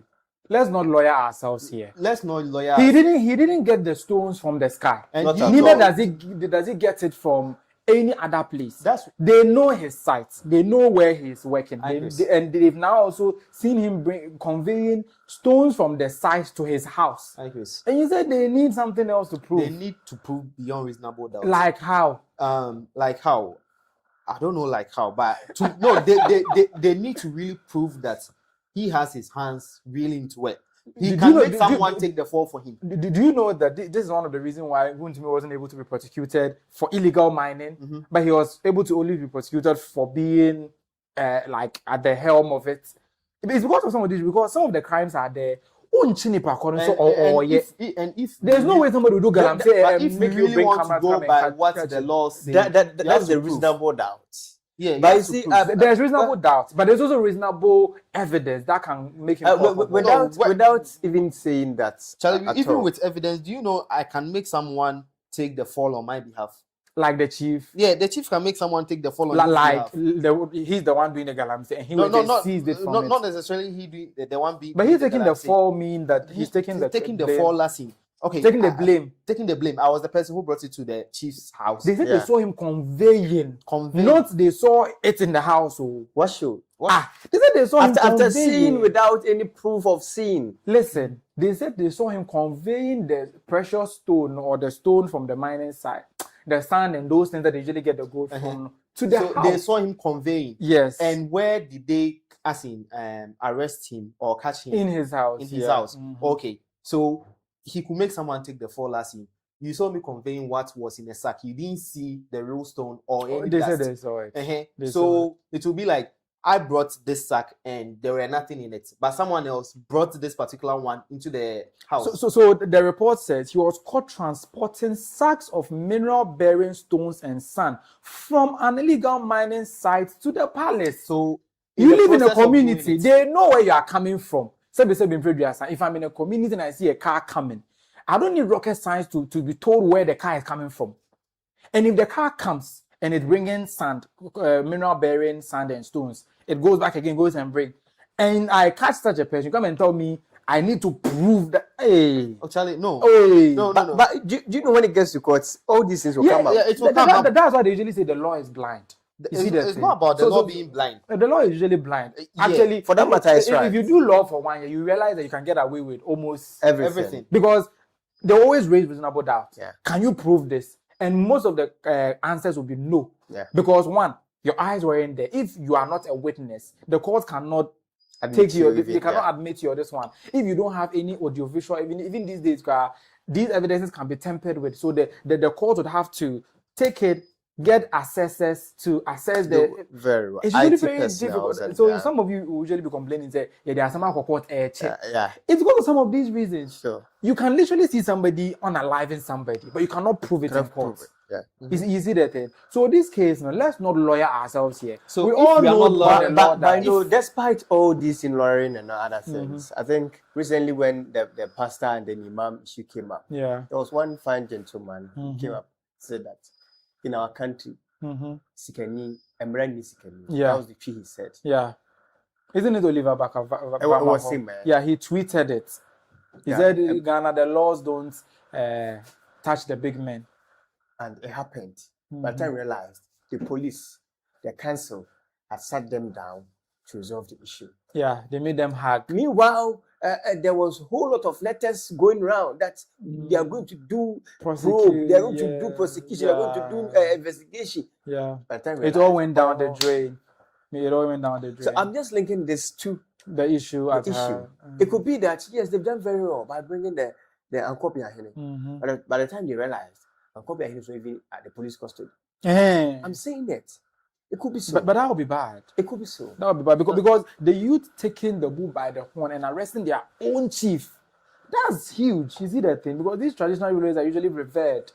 You may proceed. Yeah. So despite they being revered and the young ones too going by their strength, doing whatever is imaginable, despite that, we may in this country have not even heard of it. By the time we realize it's not at the custody, neither are we even seeing him. And then, meaning that the whole problem, the issue is gone without notice. So at the end of the day, it's cost 90 that they are doing. And at that point, they've issued a stern warning and they don't want any traditional ruler, a king, to go to the DCE and go and say they are begging on his behalf, they should release him, settlement out of court and the rest. I think the youth know of what you are talking about and they are taking precautions, don't you think? I think it's a fallacy of something. But do you know what I'm saying? It could be fallacy. Because that's me going there alone shows that I've approached the problem. No, it's by phone call, it's by a test, it's by. And you think they will text else. and remove and bail out or take out the chief? Why not? Well, it's a very keen. If I was in the community, I would have keenly followed this issue and get to the bottom of it. But since I'm not there and I'm here, let's see how it goes. Let's see how it goes. So talking about gold minerals, basically, it's been the ball of contention here for a very long time. But do you know that the amount of gold that goes out of the country is always not the same as what the country records? That means that a lot of gold goes out of Ghana unrecorded, right? And the man of God has added his voice to the growing voices that have been saying that the introduction of a particular board has helped clamp down on the illegal or trafficking of gold across borders. Duncan-Williams had this to say. Many years ago, Rosa and I went somewhere, very powerful country, and we were privileged to have dinner with some of the ruling families right at the top of that country, at the Middle East. And whilst we were eating with some of the people in authority, they mentioned Ghana gold, the gold in Ghana, and did say that the amount of illegal gold that they have received and recorded from Ghana was more than the one that was recorded by the country, the nation itself.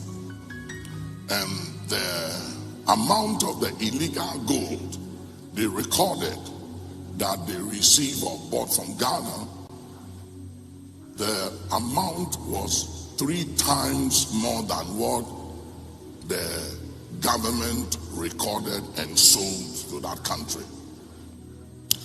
It disturbed me, it really broke my heart. And he did mention that the people doing this are very, very powerful people and have some very serious money.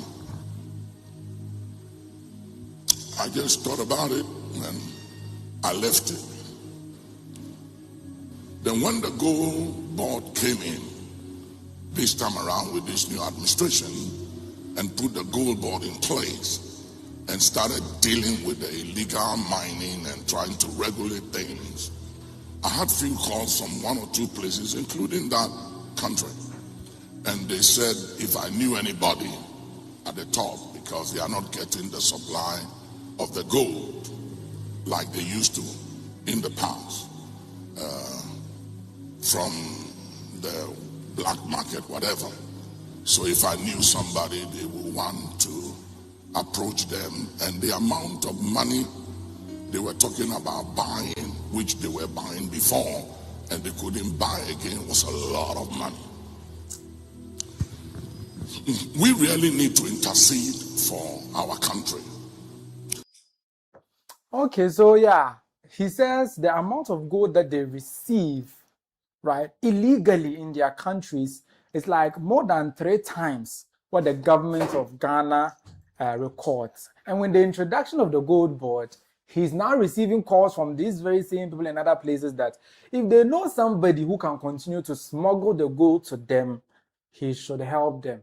And as a man of God who doesn't want to do sin or do anything against his country, he's now coming before us to tell us the importance of institutions like the Goldbod, right? So we as Ghanaians, entrusting our man of God, that's Archbishop Duncan-Williams, what do we have to say, John?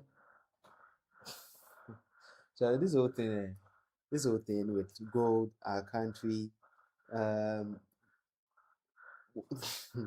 Goldbod. No.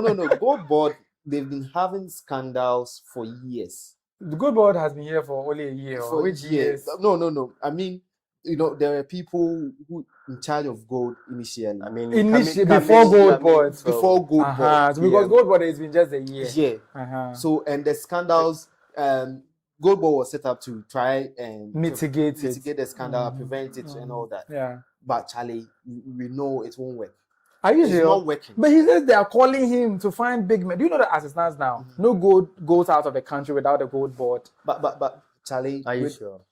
Apart from the multinationals who already have their means, No. the AGAs and the rest. Understand you. Are you sure? Goldbod is supposed to make sure. But are you sure? So you don't trust the man of God who is saying that they are not getting the illegal supply anymore?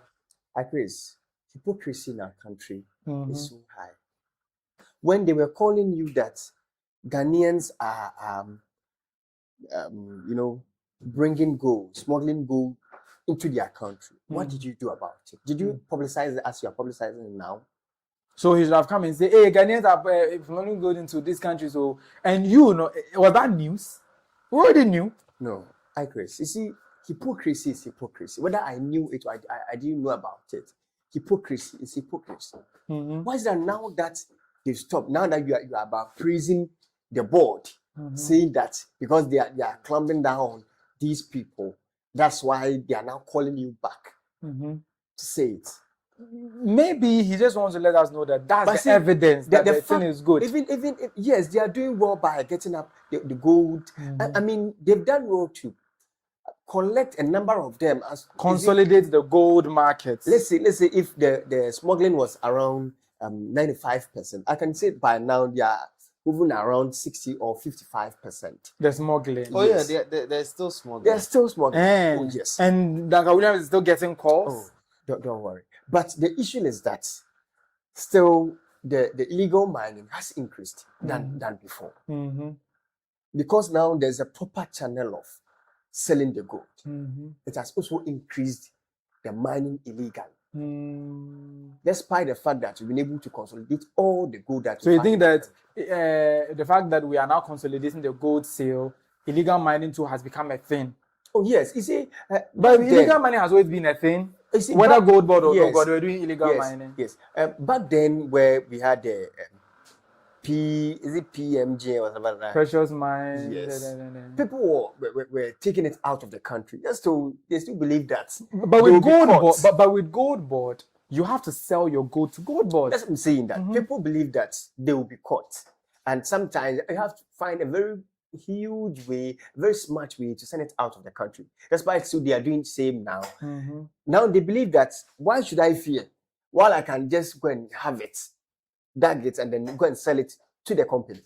Why should I fear? Because now we are saying like the illegal mining. Yes. Are you trying to say the Goldbod is encouraging illegal mining? Yes. When Goldbod was not the because now what they do is that they go to the small companies, they sell it to them.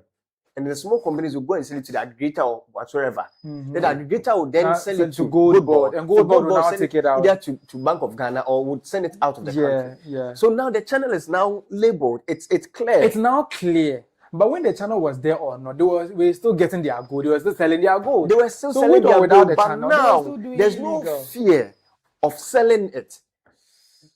There's no fear of doing it the more. And we are all seeing the consequence of it, despite the fact that they are doing well to consolidate them. They are still seeing the consequence of it going higher and higher. Yes, it's clear. So you are deviating from the fact that the man of God is saying putting in charge or putting together Goldbod has saved us smuggling. And the smuggling that you guys are talking about, even as you have said, even if it was 100%, they've done 60. It's good because now you cannot take gold out of the country unless they say you're a multinational like AGA. They take it out. For that one, individuals cannot smuggle it out. They take it out. As it stands now, I'm saying they take it out. If they take it out illegally still, why is it that now Ghana's gold revenue has quadrupled? Tripled. It doesn't mean that people are not taking it out. It means that the amount that would have been taken out has reduced. Yes, we've all accepted the fact. So let's not use an allegation like maybe they still take it out to disregard the effect of something good. No, but we've admitted or we've point on the fact that there's been a decrease in the smuggling. So if there's been a decrease, then it will get to a point where there will be no smuggling. But we should not say as it stands now. There's nothing of that. So now, where do they smuggle it from? Because you cannot pass it through the normal channel that they used to pass. Are you sure you're saying what it is on grounds? First, an individual can transport gold out. Now, an individual can't. You see that thing? So if you say they are transporting it, they are still smuggling it. Where do they smuggle it from? So that If maybe Goldbod can go and stop them. If you are saying so, let's go for their own data, or let's write for to write a right to information for these data. Mm-hmm. You will see that they've been decreased, but not people decreased stopping. in what? Smuggling, but not people stopping the smuggling. So that means that they have records of the smuggling. Oh, the rate at which it is going, you see, they will definitely relate it to our cash revenue and other things. The inflows from yes, that, and then even the rate at which probably are arresting people relating to gold and other things. And they can get us the data as to how they have reduced in terms of the smuggling or how the country's revenue has increased or decreased. Yes. But let's, we've even gone off the main topic. The man of God is saying something. In our country, I didn't say that the man is lying.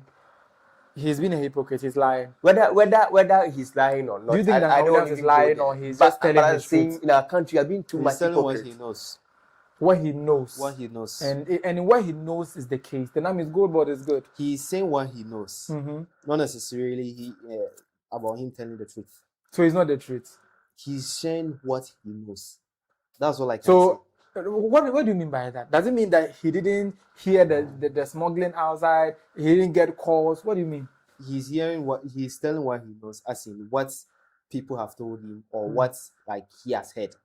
Yeah, that's all. I don't want to say he's lying. He's lying whatsoever. Yeah. So those who want to say he's lying or they are not lying, as for that one, we don't know. But somebody knows what is happening at Goldbod. The Goldbod that Duncan-Williams just finished praising right now, that they saved the country from smuggling. Another person is saying, no. Goldbod, ama obi echi goho, and that's in a video that you should be watching. Omwankasa esse so mo ba ban mu a awon to baba Ghana. And then the yenim say omo chiro mu a na omo akwachi MPP ni chino. Yenchino na sana omo ye se nyina no. Ye omo ye se nyina no omo ankasa omo echi go.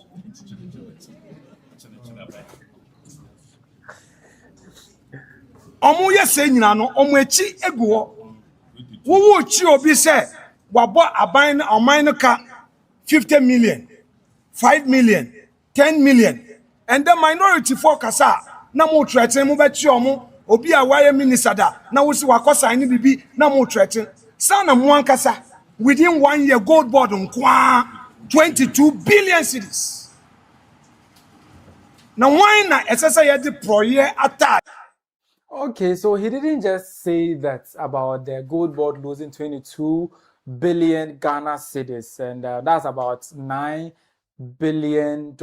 Yes, if my calculation or my figures are right. Then he went on to talk about bail conditions, about the fact that somebody's bail conditions will be draconian in this video. Yetumi frɛ wo iyoko na wakoda ho na yɛse fa ejapade asumbo for brands ya mobile. Nene Goldbod for bail dia be hu. Tio me ba o we dia sa 22 billion losses here. Almost Goldbod aboke. And then who bail? Ezika ben na ye de be bail. Oh we as said there tie. Yes wo we ofon sa na wa hwe won sa. We as aye wo no. Se tumi ba won sem. Okay,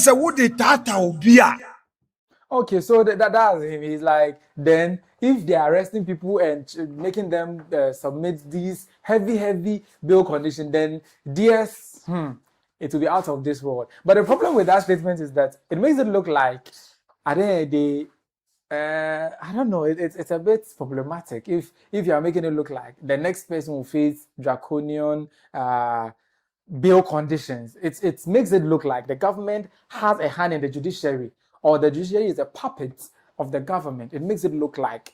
So nobody should take my words for it. But the man at the center of this 22 billion loss by the Goldbod, the CEO, Chief Executive Officer, Sammy Gyamfi, has spoken to it. He has really, really addressed it extensively. But let's take a listen to a few things that he said. The Goldbod, the Afenyo King says that the Goldbod has sold gold and made losses. And that no one should sell gold and make losses. When they turn gold, boka. Says those who recorded $400 million loss under domestic gold purchase program in 2024, according to the IMF they are quoting.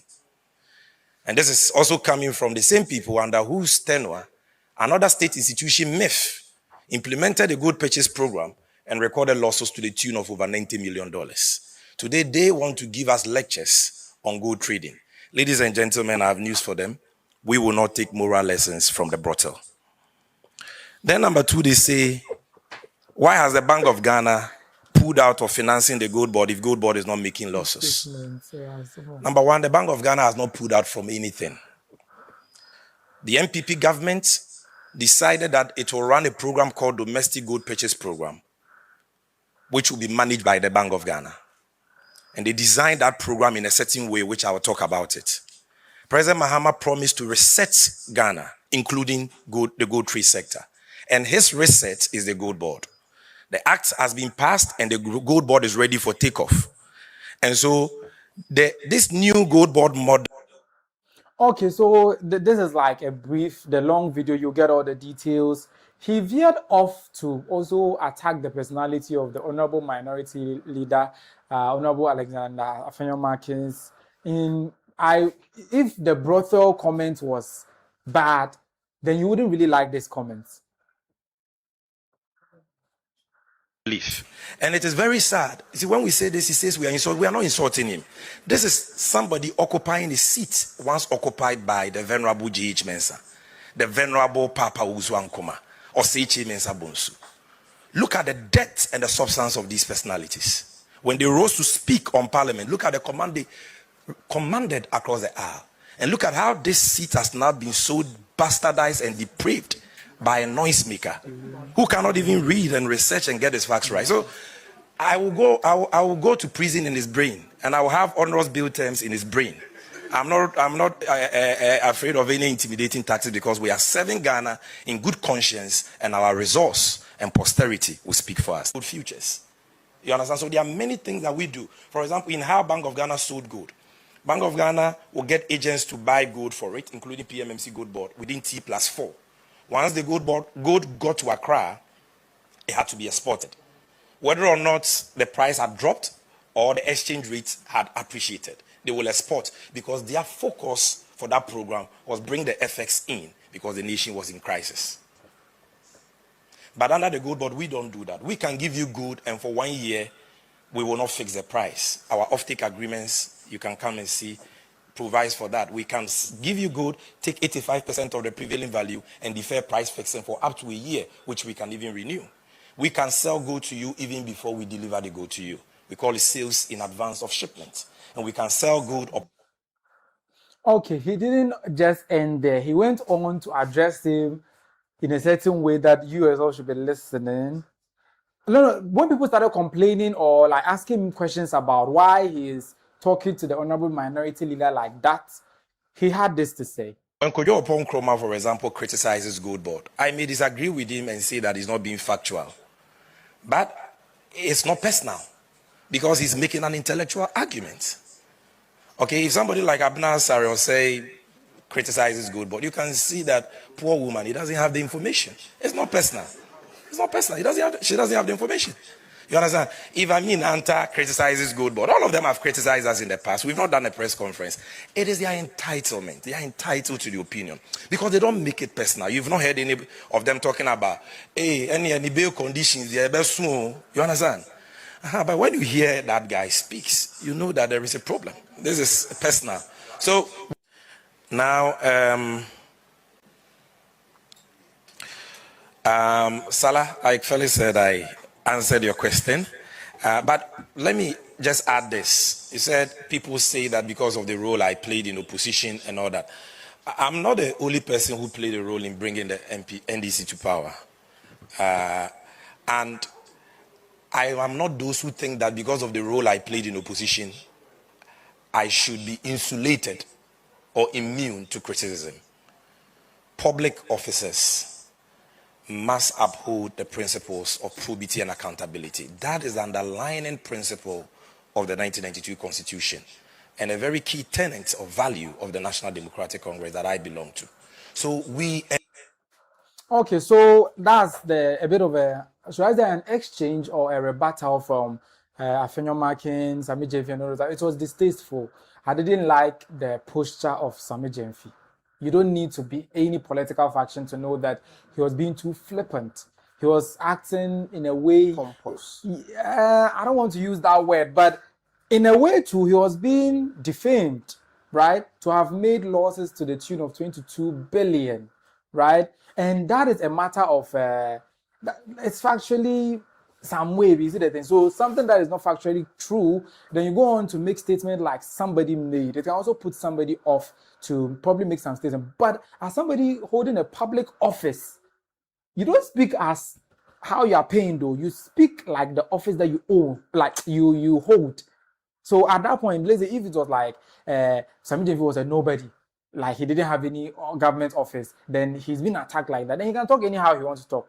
But the moment that he is a government appointee, he answers to us. So even if we insult you in the process of asking you the question, we don't expect you to talk in the way that he's talking. But away from their beef and whatsoever, my pandit would talk about it. But should we do the as to whether there was a loss or not, or we'll comment on this before we continue?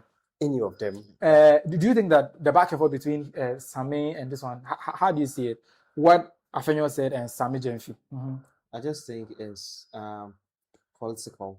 It's political, but how do you see it? How does it look? How I see it is it's just political. Just them coming out, trying to say certain things that will favor their parties. Their parties. Yeah, that's all. But it became personal. It became personal. Where Afenyo was alleging when they go out of power, he'll be arrested and his bail conditions will be draconian. Speculating this one. And this one was sitting back, that guy, Brothel and the rest. So that's how our politics has been in this country ever since. But this is not governance. Sammy Gyamfi is in government. Yeah. So I'm saying, whatever they are doing over there is politics. They will probably be friends when they are off cameras, but in front of cameras, they'll be throwing jabs at each other. We've seen it happen multiple times. Ato and Afenyo. Yeah. They even had dinner that night. So I think, but for Sammy Gyamfi, it's nowhere close to Afenyo. So they don't have any relationship. Class. So he's not what? He's not his class. Hey. Why not? So it's all clear. Yeah. In terms of seniority or even in terms of it's very so he's being disrespectful. It's very political. It's very political. There's going to be no arrest. It's just them. So no hard feelings. No hard feelings. There was a hard feeling from Afenyo's side. No, from Sammy Gyamfi. Do you know why I say that? Do you know Van der Poel? Van der Poel, yeah, came to say something of that sort, and we don't know if they buzzed him in their groups or something. The next day, Van der Poel came out to say that, oh no, what he said, he didn't mean to undermine Sammy Gyamfi's press conference. Meaning to say there's been a backdoor conversation regarding that has gone straight to I think it was distasteful from a government official, right? Because what basically the minority seeks to do is to put the government on its toes, checks, and then right? So at the end of the day, if they are putting you on your toe and they are not too pleasant about it, receive it in good faith and account as they are doing accounting to the people. Perfect. We had previous government that weren't doing this and we complained. So if you are now speaking to us, I think it's good.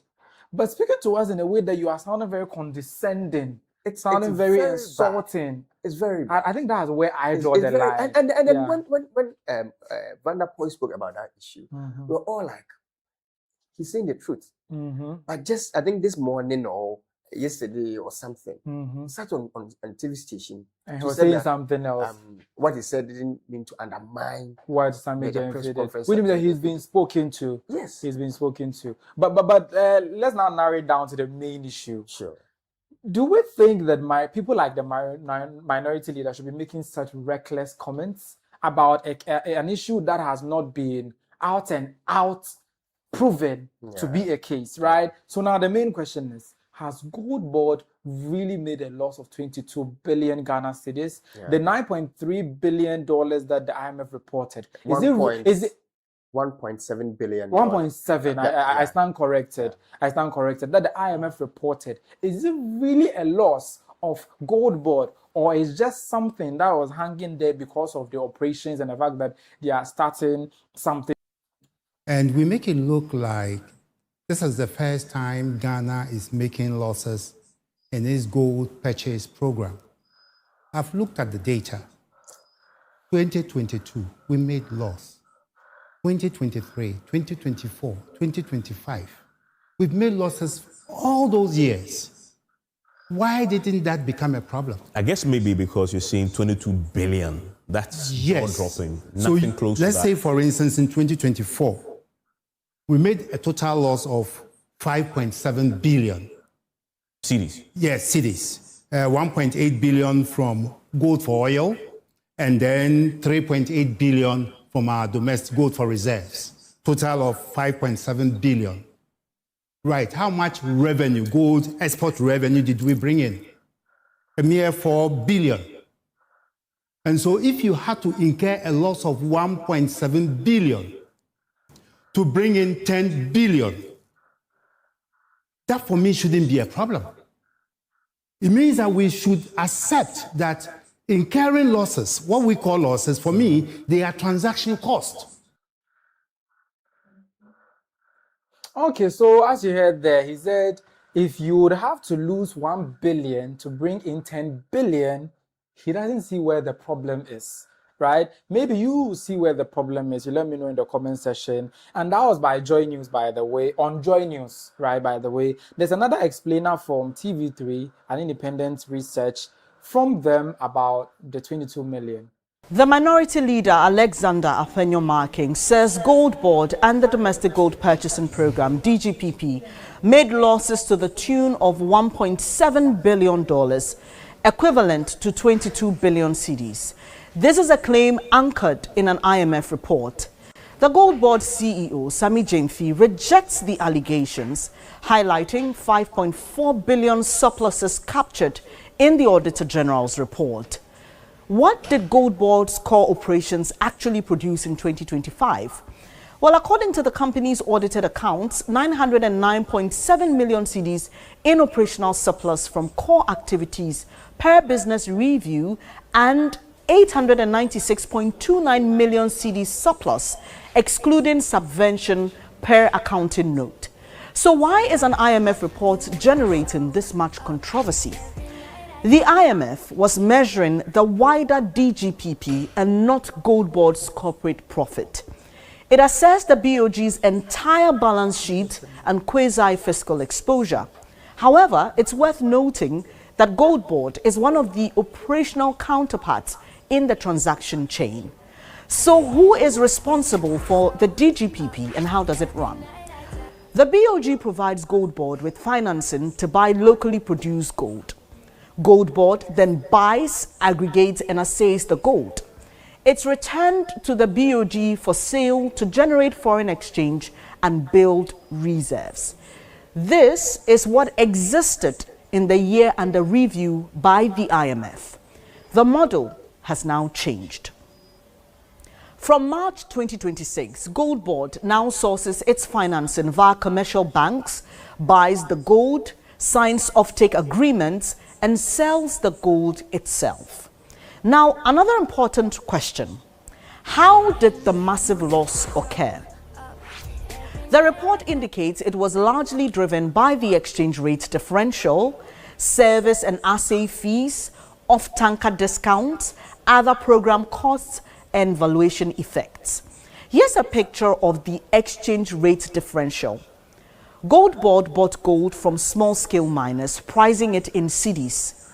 To stop miners from smuggling and selling the mineral on the black market, they were paid using a figure close to the Forex Bureau rate, that is the real market rate, to make the cedi amount attractive enough to keep them selling legally.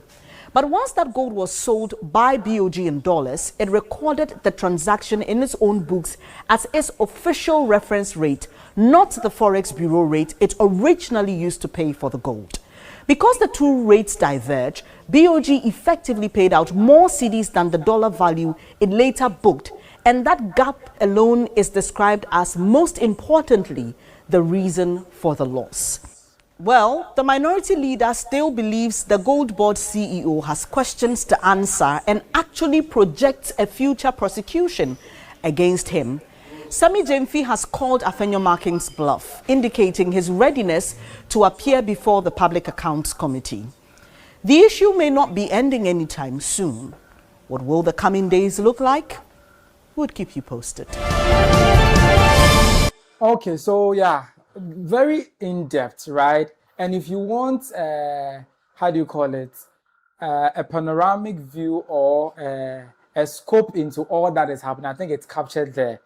As for the source, some of you come and tell me it's TV3, so they are massaging or whatever. So Joy News also fact-checked Afenyomarking's statements, and the fact-checking, the results should roll on the screen as an overlay.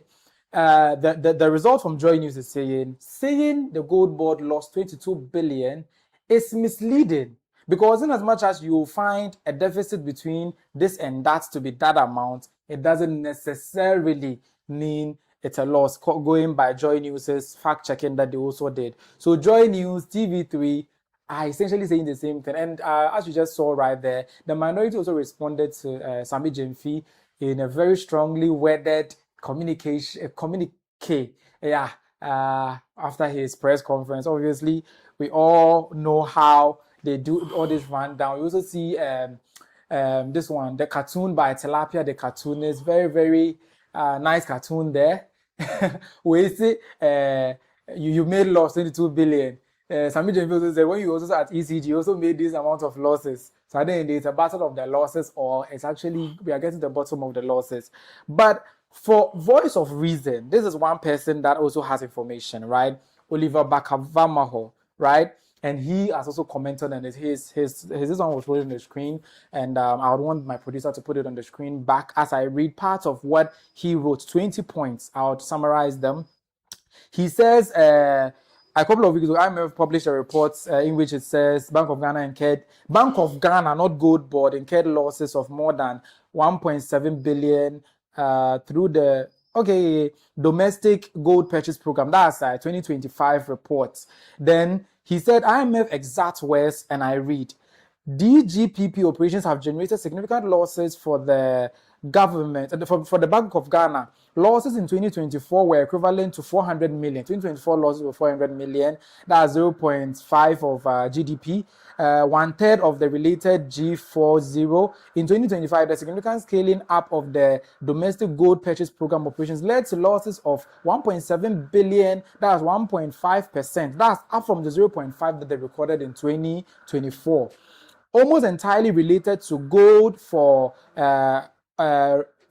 reserve Dore purchases. This amounted to loss of 17% of the value of Dore gold sold by the Bank of Ghana. Losses accrued on trades are a combination of service and assay fees paid to Goldbod, discounts on gold sold to off-takers, exporters, and most importantly, exchange rate losses from the spread between the Forex Bureau rate paid to gold paid to purchase gold and the CD reference rates used by Bank of Ghana. If you read what Oliver Bakavamaho is saying in detail, you would also, it's more or less in line with what is already said in the explainer and the fact-checking of Joy News. And you get to realize that in as much as they were buying the gold at a certain rate from the people who had the gold, they were selling it at a lower rate, right?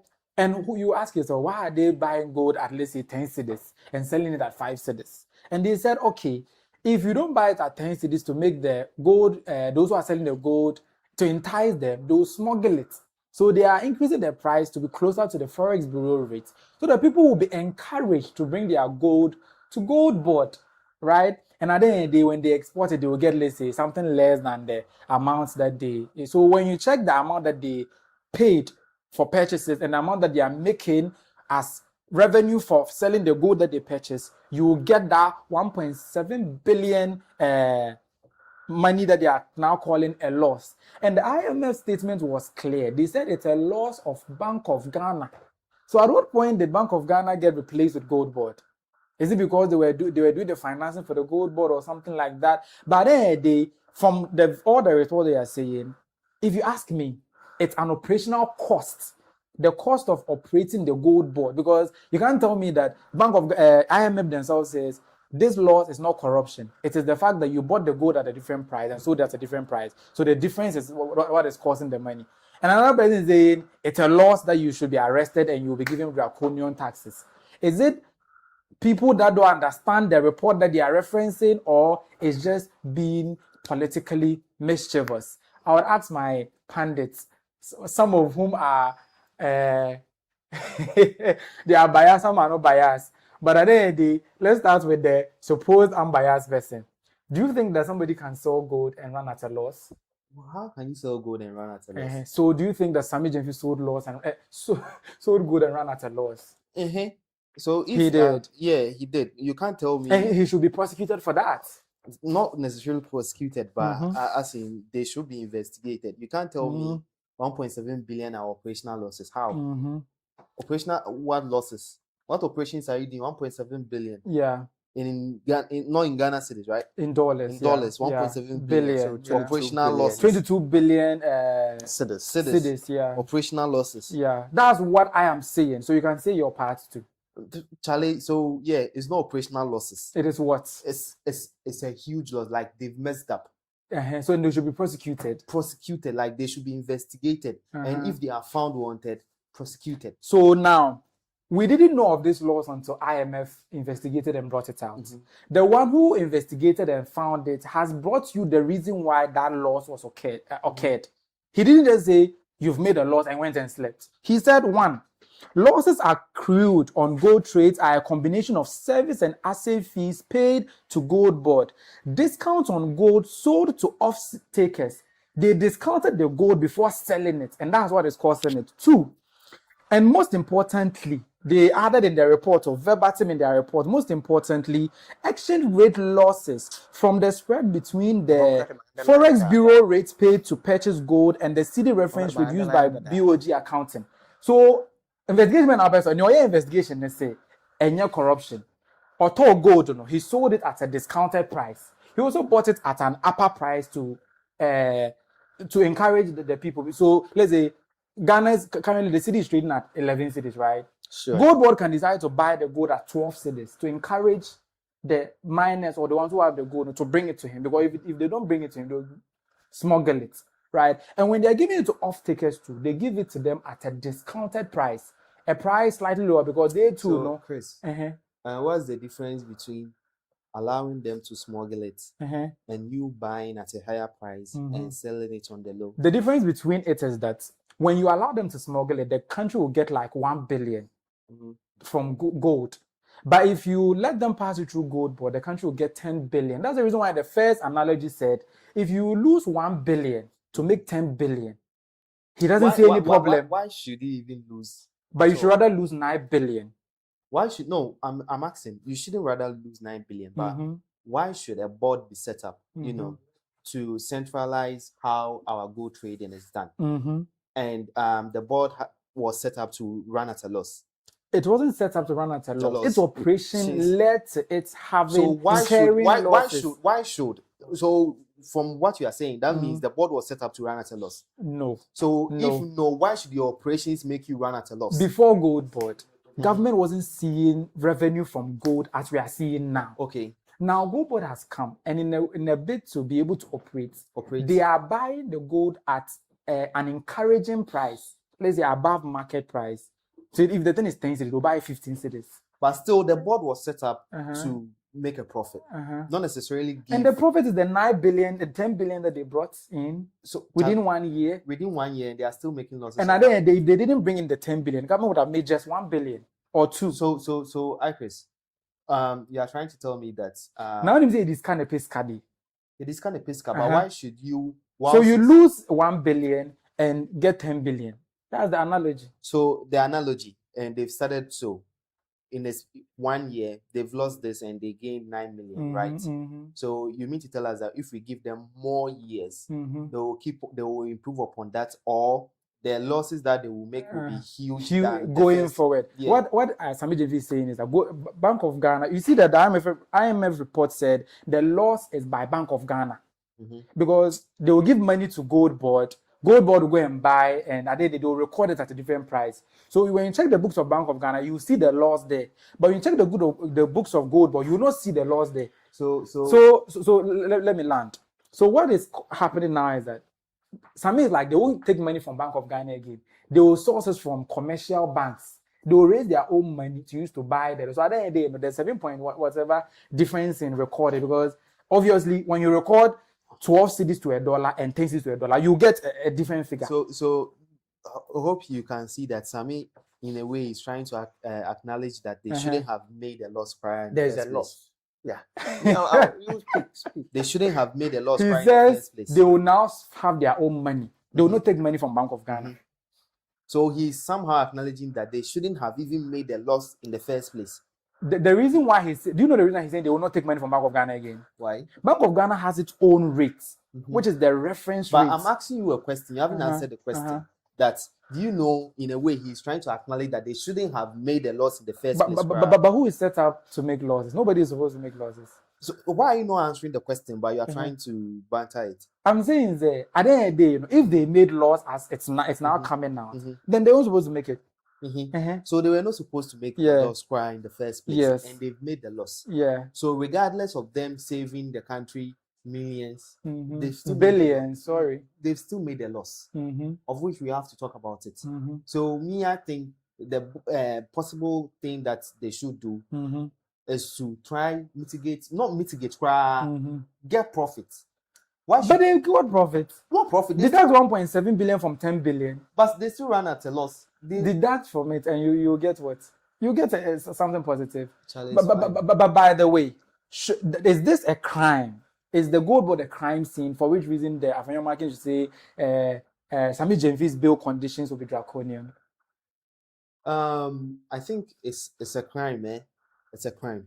So he should be arrested. Not arrested. He will be. The whole board should be investigated. Dissolved. Not dissolved. Should be investigated. It seems he wants to put words in your mouth. You get it. Why? They should be investigated. If they are caught wanting, the necessary things should be applied to them. Should be done. It's like you are trying to defend them. I don't know. I'm not trying to defend them. I'm just trying to say that in business, sometimes you incur cost in order to make money. And if the cost that you're incurring is so small relative to the return that you are getting, then me personally, I don't see any problem. Because if Goldbod is not there, they will smuggle the gold anyway. And Ghana will get, let's say, 2 billion.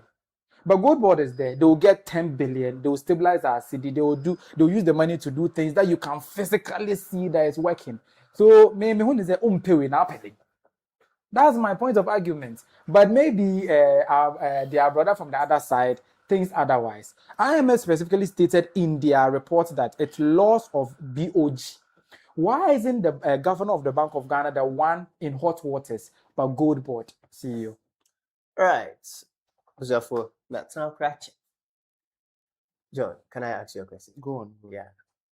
If you send me that you are busy, I should go to Kumasi and get you an iPhone 17 Pro Max. And in the course, I had to get down the way to pick another car. After I got to Kumasi, I realized that the amount of money we decided for the phone wasn't so. I mean, having combed the whole of Kumasi, I just got let's say one particular store to purchase it, and the price has increased. And I still buy it, bring it to you. Who will have to burn that kind of expenses I made? The extra expenses? Yes. I mean, going from Obofour to Kumasi, I just got down to pick another car because of. Did you get the analogy? He's trying to build car breakdown. I had to pick another car to Kumasi. That is first expense, the second expense.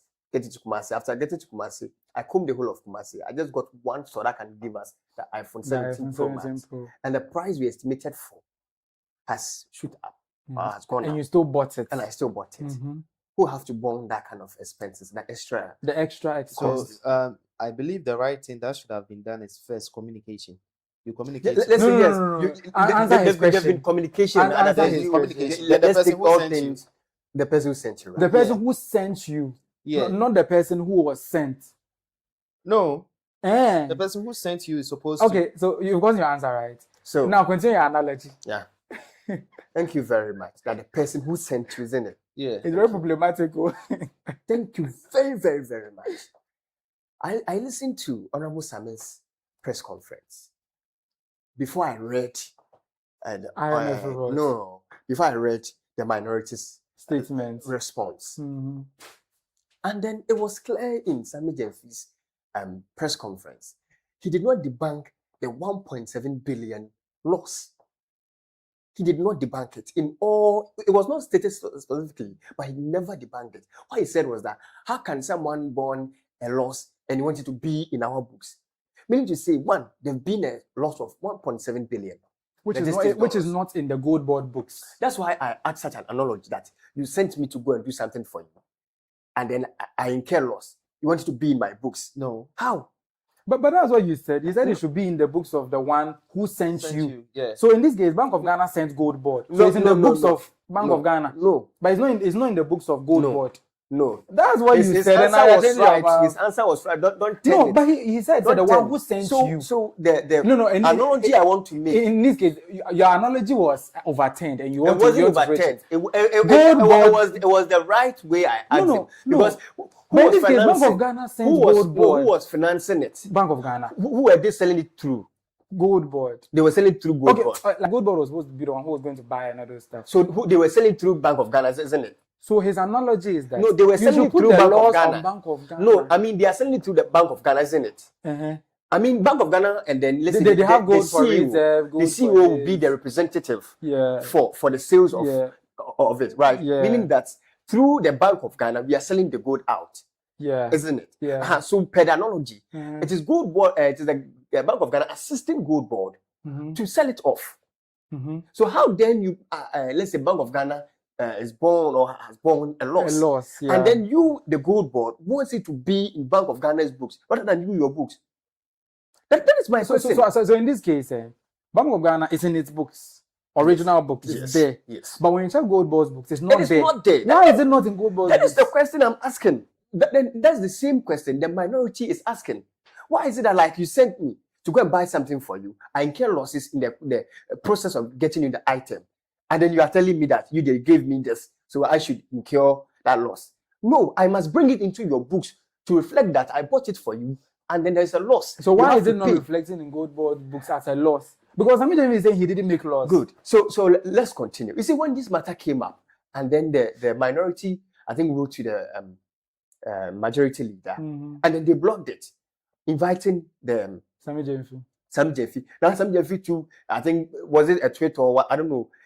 Gave it to Afenyo Marking or any upon Kroma to, I think it was upon Kroma, to meet him on tele, like I think Joy News or something. I'm like, look at this.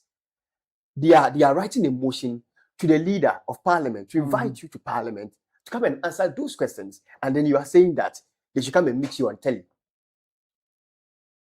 How? But how does that work? The issue is that at the end of the day, yes, Bank of Ghana's records reflected that difference because they were recording it at the reference rate. You see, good. I wanted to come there, and then we were talking about differential something. That's what the report said. You see, did you read the IMF? We are in this country. I'm coming. We are in this country. When they came to government, and then there was the exchange rate at least reduced to at least a minimal rate. It was stabilized. Just say that. I wouldn't say stabilized. It's stable. You want to put it that way. Is the currency stable or they not? came and then told Ghanaians. They came and told Ghanaians that they have offset part of the loans or the debt Ghana is owing. And the whole Ghanaian, or I'm saying most of Ghanaians, thought that they have paid it, not knowing that it is just because of the exchange rate differentials. Oh yeah, the loans that they paid, Yes. that they claimed they paid. Yes. It wasn't really paid. It was No. just that because they reduced the Because it exchange was rate, reduced. the loan amount too has reduced relatively to Yes. it. To that. This is a serious issue, and if anybody, And then how then do you now come realize or realize that IMF said that the loss is being borne by assaying exchange differentials and not. How? That's why the minority leader also said that you cannot claim benefit and disown losses. The losses. So now you're now trying to say exchange rate differential is no more a reason. Why should they use it? Because if they've been able because whoever puts that argument there that because they reduced the exchange rate, they've paid debt, it was wrong. Mm-hmm. And I will not support anything like that. It's a lie. Great. I don't need to mince words that because your country's currency is performing and even better, and even now the debt has also increased again because they borrowed and all that. Right. Hey. Yes. Periodic offer. No, I want to state it clear. You see, but yes, the one whose reports that you are using, are you still using his report or not? Because clearly, clearly IMF says the Goldbod did nothing wrong. What they did was basically record and differently. Then I asked the question. And Bank of Ghana record differently. If you sent me, you send me. The report in the year, I said, you send me. You see, the reason behind what the minority is saying is just this analogy. You send me, I go and incur other losses, and you're telling me it should remain in my books or it should affect me because I was the one sent. Let me also ask you a question. Do you know this is not the first time that the government's gold purchase program had made a loss? The man said it. $400 million, 0.5% of GDP back then. $400 million to 1.7 billion United States dollars. So now look, you made 0.5% loss to GDP during your time. They've also made a huge money. Listen, they also made 1.5%. That's like they added 1 in terms of loss to GDP. That means so now listen. We are any day. Because you are doing business and you incurred loss. And it makes sense. Obi the whole world didn't say already owning business. Yes, we're in this country when they came, it became PMG, whatever, precious gold mine. They were trying to investigate. So that means that you incurred the same. They were investigating the matter. That means that you don't know how same far it has gotten to yet, as it stands now. I don't know how far that the precious gold mine under the previous government, the investigation over there has gotten to, but it came up so loud because of this now loss. Everyone was following, and then the CEO had to post or bring out his audited report. And then you see another problem that the minority is having is that why is it that you are not bending on the IMF report but bending on the Auditor General's report? Because the Auditor General audited Goldbod, not Bank of Ghana. And when they audited Goldbod, everything was perfect. You see, another question is that why are you the Auditor General's report is fraudulent? Are you saying that? Are you saying that it's fraudulent? If it is, we'll know, because at the end of the day, as it stands now, there's no loss in Goldbod's books. We are not saying there's loss over there, but we are saying that it made loss, and then it doesn't want to take charge of the loss, and as let Bank of Ghana take the charge. That kind of charge. How do you send me and I make loss, and you're telling me I should keep it in my books? Who then offsets it? I didn't say the Bank of Ghana is a puppet. No, so who will offset that loss? That 1.7 billion. When your government made a loss of 400 million, who offsetted it?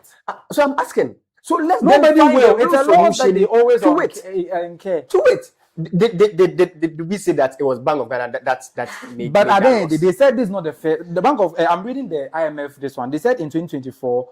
The loss was 400 million. 400 million, yes. And it was 0.5%. Yes. Now it's 1.5% of GDP. Means that which is an increase. Yes. And they went to give us the reason why there was that loss. Why don't we agree that in the government's operation of gold, at this stage, they will always make these quote on and unquote losses. I have no problem. Rather than blowing it as though I have no problem. It's not a normal thing. I have no problem, Chris. But I'm saying that if you want me to agree, why then the CEO to agree that it was its institution through the Bank of Ghana that made the loss? During your time, did you agree? Why didn't you agree? The Bank of Ghana recorded. Do you remember the losses of Bank of Ghana? It was part. So during your time, Bank of Ghana took the fall. The other time, Bank of Ghana is taking the fall. Also, one year. No. You see, it is stand clear over there. IMF reports this say Bank of Ghana recorded 400 million loss in 2024. They've now recorded 1.7. It's a usual thing that Bank of Ghana usually records. So why is that when it comes to Sammy Gyamfi, don't find the kind of 0.5 and then 1.5? What would be the percentage increase from 0.5 to 1.5? That's 1. No, I mean in percentage terms. Like I think 100% or 200%, it depends. And then you think it's okay as a country. Let's also look at the percentage increase in revenue from gold. So that's what we're looking at. Percentage increase in revenue from gold and also can. When you look Yeah, at the law, I've not worked it out. You will not work it I've out. not worked it out. You will not work it out So- because so, we're making a single. So why digit- then? Listen, Why then you accept the fact that you've made profits listen. and then you've made losses as well? But you Listen. want your losses to be with the Bank of Ghana. It's 400. Is your 400 million loss justifiable? Is it justifiable? What do you want to say? Is it justifiable? What do you want to say? If it's justifiable, then I can tell you that because they are making more money now, the 400 million is now multiplying. Come on.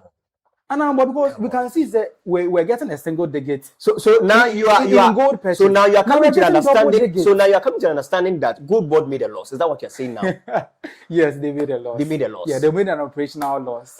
Whether operational loss or no operational Yes. loss, they made a loss. But one thing is that you the sika, We so don't- if you made a loss and they're also making a loss, We don't go debate- and play pontificate we yourself don't as though- debate that say this kind of physical. Okay, you see, let me ask you this. Is it there are critical questions that as soon as you hear these things, you want to ask? Why is that now? The CEO is saying that through the new majority leader, he will ask him to let them bring the motion to call him to parliament. Maybe now. What was wrong then during the what is his name? When the Okojo Okonkwo Yes, called I for mean it. at the time of that majority leader, I've forgotten the name too. Mahama Yariga. What was wrong then? That's when they were tabling the motion to the leader. They demanded that. Sometimes yes, they think it is political attack.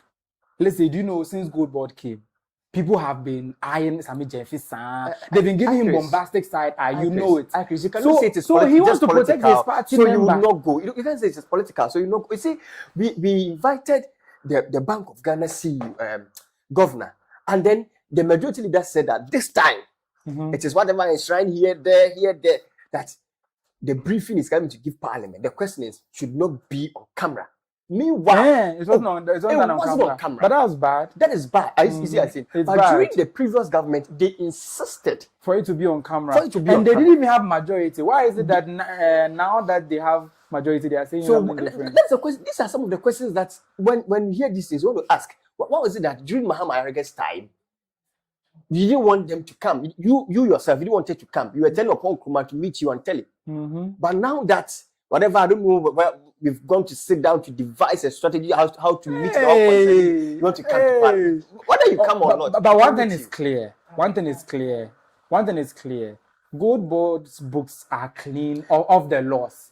Bank of Ghana's records have the loss. But yesterday they made the loss. And both parties know what caused the loss. And they all know it's not because of a wrongdoing. But they are just pulling this Rene Abasa just to cause scandal and controversy in this country. But because you know that that's what I'm saying. That's what I'm saying, that you now understand that Goldbod made the loss. I know. 2022. MPP made a loss. 2023, they made a loss. They 2024, they made a loss. The man listed all of them, even in 2024, that was election year. They made a loss. Oil for reserve made, I think, 1.8 loss. So the loss, and then the gold, domestic gold made 3.7. Altogether, when you translate it to the Ghana cedis, was 5.4 billion. Yes. So at the end of the day, it's not news. And it's not news. So why are we jump? blowing it out of proportion? So if accepting that when gold revenue jumped from 2 billion or 3 billion, it was 4 billion. 4 billion to over 10 billion. Did you ask for why it jumped? The good one, the one me was adding on my increasing. Now we are all seeing the effect of the jump in our country as to high illegal mining and other things. We have seen it. So now when it comes to the positive need, the illegal mining, when it comes to the negative, Sammy Gyamfi, that's unfair to Sammy Gyamfi. Earlier we said it that they've been doing well. Earlier we said that they've been doing well to the fact that they are consolidating all the gold. But on the other side of it too, there's illegal mining. Why do you want to use mining? illegal mining as an effect of gold, but rather than the stability of the city, the economy, inflation, the other good things? Why don't you? But was it Frank Kujo or someone said, I think on Joy Dins, that we should not attribute the city stabilization to Goldbod. Why not? I didn't listen to the full discussion. Analogy or the but I think he was the one also who said it, that we should not cushion that to the Goldbod, that they made the city stabilized. But you see, at the end of the discussion, you must accept that the institution called Goldbod made that loss, not Bank of Ghana. And why is it not in their books, but it's in Bank of Ghana's books? You see, per the IMF report, as I said, you have sent Bank of Ghana to help you trade the gold, to be taking money on your behalf, to be giving you money to do your transactions and all that, so that at the end of the day, the Bank of Ghana will sell the gold and then have its finance back and all that. So, like when you go out there, it is Bank of Ghana doing the trade. But who tags Bank of Ghana to do it? Goldbod. So how then you tell me Bank of Ghana? Bank of Ghana is bearing the truth. So you think the Bank of Ghana's governor has been a puppet since the NPP time up to now? He doesn't have sense to let the one that he's working with record the losses, but he always wants to just take the fall for whatever losses that another person does. That is why as you know, we all agreed now as a loss in the 2022. Yeah. It didn't start this year. Sure. But you people are making it look like, Then at the end of the day, Bank of Ghana in its own wisdom, is recording the loss. Goldbod in its also own wisdom too. That is record the loss. It is not in its wisdom. During your time, it is not in its wisdom, because you see, we are here in a country when they release their report. Bank of Ghana report. You did this one, we're not finished. Bank of Ghana report, where you see there was an increase in their surplus loss. Bank of Ghana, their loss for 2025 was it had increase in it. When we said it, what did they say? They told us that the bank is not just made for profit's sake. But sometimes the Bank of Ghana intentionally make losses to stabilize the country. To stabilize. That. But to give us an answer. But why do we make Bank of Ghana losses look like economics? But the Bank of Ghana sometimes need to make loss intentionally. But to give us such an answer. But to give us such an answer that the institution was not established for profit-making sake. The person was given a job.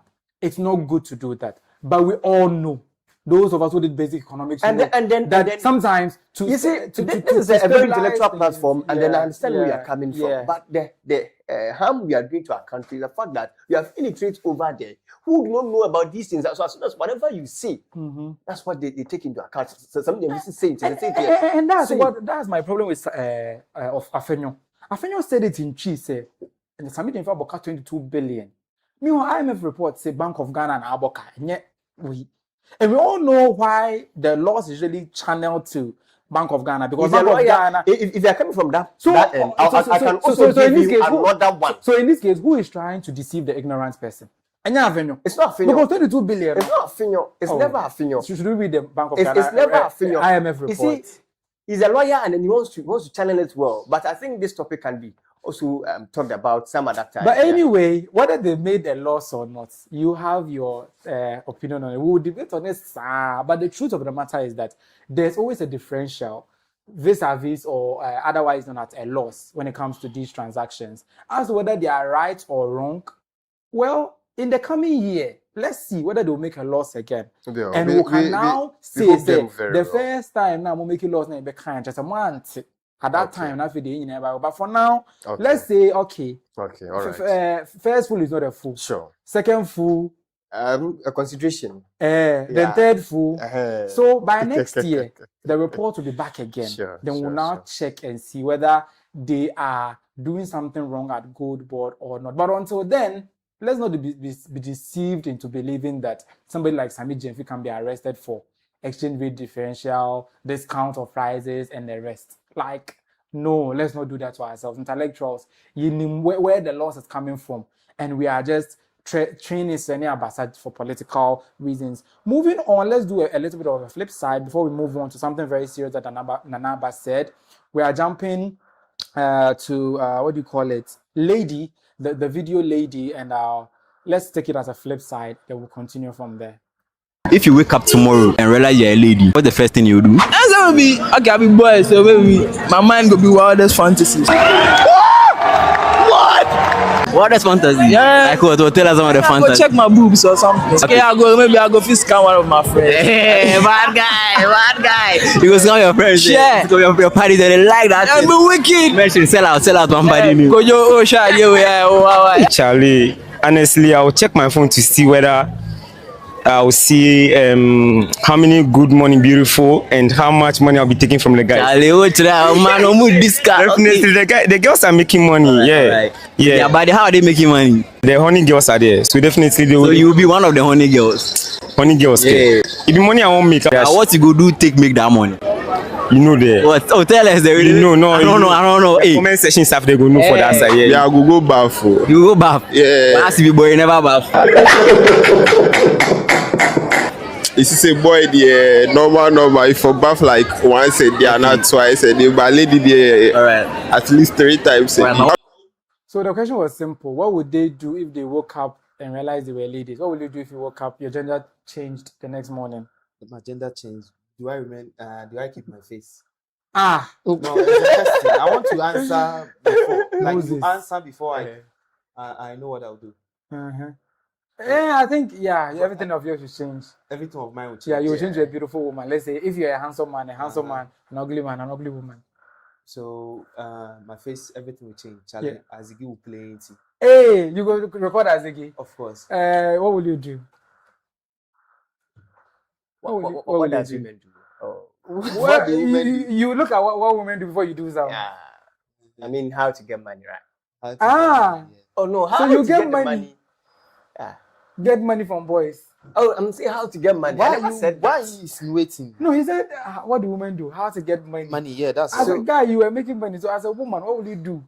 So how to get money? I'll just try and find out how to get money. Yeah, the softest way. Not the soft way, the softest. And the softest way is by getting it from guys, and that's what you're going to do. Is that what you're saying? Me, I'm not saying that. I'm saying the criminal. Obedient members go. But anyway, me, well, I'll do what this one. I think this is Freaky Friday. Kendall Jenner said, I'm gonna explore that right now. I'm gonna explore that. You make them eat you. Hey, I said I'm gonna explore. It's fine. I'm gonna explore. I'm gonna explore so that by the time that I wake up again and I become this, I'm like, okay, so this is how the women feel, how they little stuff. So I'm gonna explore that right now. Talking about women, Nanaba says she hates it when people say women are their own enemies, and she said that in a video that you should be watching. And the premise of it is a bit some wavy, but listen to her. And I hate it when people say women are their own enemies. That is the biggest balderdash I've ever heard. Women are not their own enemies. I mean, I scan around and I'm seeing men killing themselves every day. Nobody says men are their own enemies. You heard Miss Blay talk about the lady she brought from Ghana gas, the gas ladies. Would you say she's an enemy of another woman? She decided to bring other women along, and that's what women should do. Don't get into that narrative and fall for it and believe it and say it yourself, because sometimes you realize that women are part of the narrative, saying that women are their own enemies. Women are not their own enemies. If people are enemies, then it's the men who pull guns and kill people every day. The men are robbing homes and killing other men. So they are their own enemies too.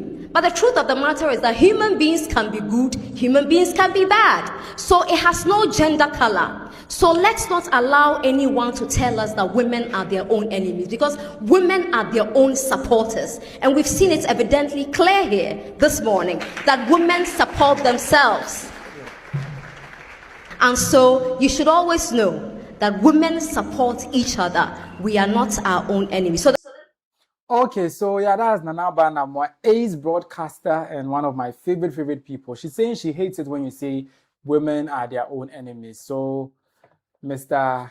Toxic Masculine, are women their own enemies or not? Should we even talk about it? Should I even talk about it? She cited an example that men killing men. We take guns, we take arms to rob and all that. Why do you think men take arms to rob? Why do you think they do? You know, if God created only men, this world would have been very easy. Peaceful. Charlie, we, like 4 of us here could be sleeping in this room. Nothing will be a problem. We wouldn't even care. Why are you stealing? To impress a lady? Yeah. Why are guys hustling so much?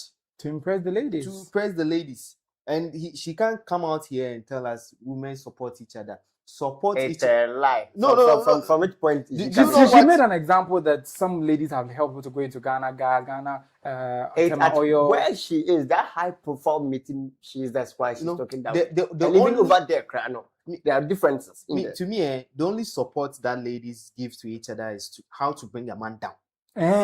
Like when they connive to bring a man down. That one is even serious than man taking a gun to kill a man. And like when we see ladies gathered, all that they are thinking about, if not fashion or about how their body should be looking like, discussing relationships. Yeah, it's true. Discussing relationships, how to milk the guy, and my guy is doing this, my guy is doing that. Whilst Kwabena and Kofi are meeting, they are trying to come up with how they will get money. Women are there, like, I respect her a lot. Maybe I don't know what she's saying because she has the money. Maybe she's also seen a lot of women who are helping other women. Charlie. And she's even a woman who has helped a lot of women. She's the one who brought Sewami here and other people. And can she mention the number of men who have helped men and women? How many women, when they get money, help men? It's a very controversial something. Yeah. But men, I expect, like, it's just expected of you to do. Just provide. Provide and just provide. So I'm not taking it. I don't want. You don't think that's the case? I don't want to George. be very toxic. This night, yeah. But as Moses is saying, it's John is saying, it's true. Yeah. How do you even say that? We all realize it over here, down here. We know what is going on in here. They're always pulling each other down. You've said it. So meaning that even your own mentor, you are not defending. She's not pulling. My mentor is not pulling anyone down. I just told you she pulled Sewami hair up. Natalie fought. She has pulled a lot of ladies up. You see, she's not pulling yourself, you are not defending your my mentor. She did. If the other members of her gender are doing that, my mentor is not part. Your mentor is not part. That's why she's saying that. Because look at a very good lady like Nana, but if you are to apportion it, like it could be like just 5% of ladies pulling their own ladies up. The rest are all just and the arms that she is even talking about. How many ladies take arms to even protect the country? If like ladies soldiers are not plenty. They would rather cook for the soldiers. But yes, Antoine did that. So Charlie. And look at this one. I didn't say ladies don't.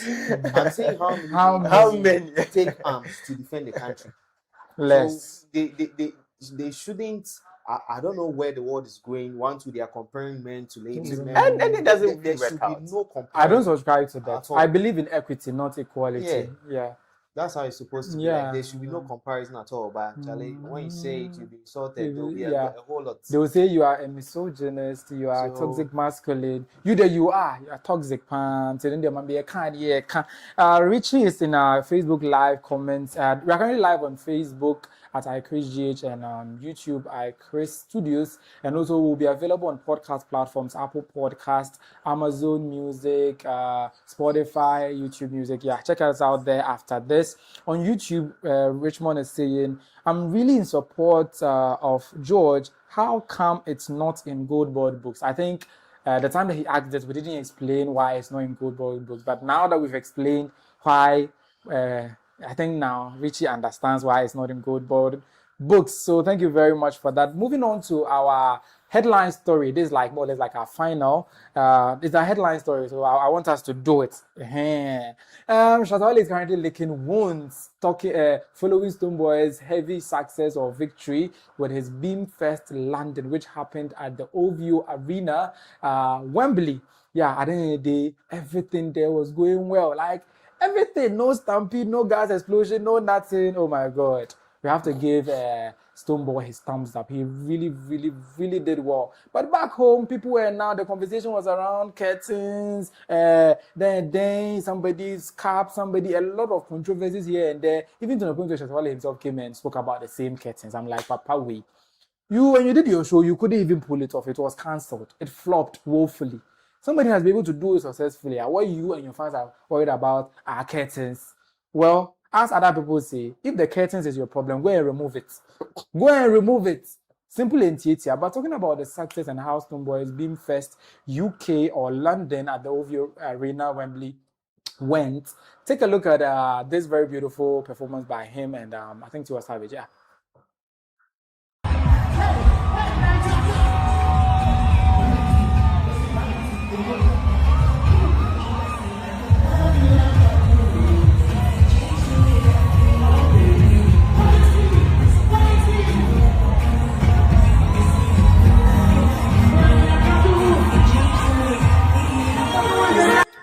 Okay, so if you know me, you know Tiwa Savage as my girl. Like, she's the queen and more. So when she turned up at Stonebwoy's show, Stonebwoy has done it. Like, even if the whole show closed after Tiwa Savage's performance, I would just agree.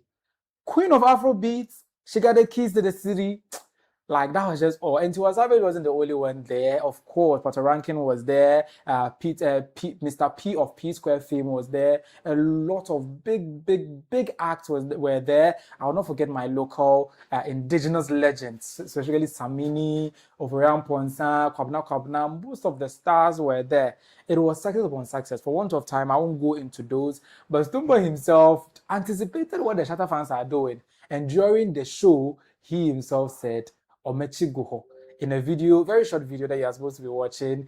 And when you watch how he was doing Omechi Guho now, you will not even be surprised at what Shatta Wale and his fans are doing.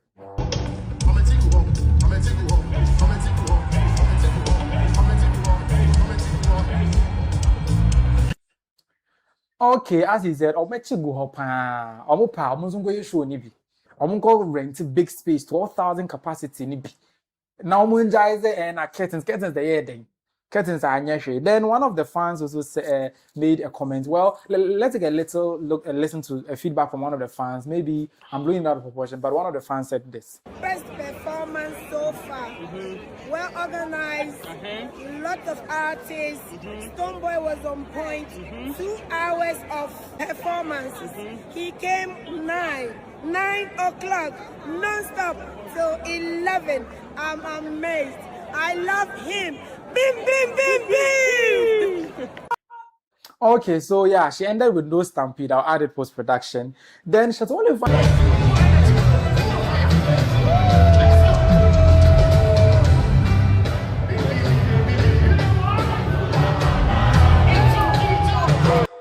So yeah, that's that. Even they themselves, they were feeling the heat too. Now if you're more than heat, you know, onto curtains. Curtains, the more for heat in the course of a best shit.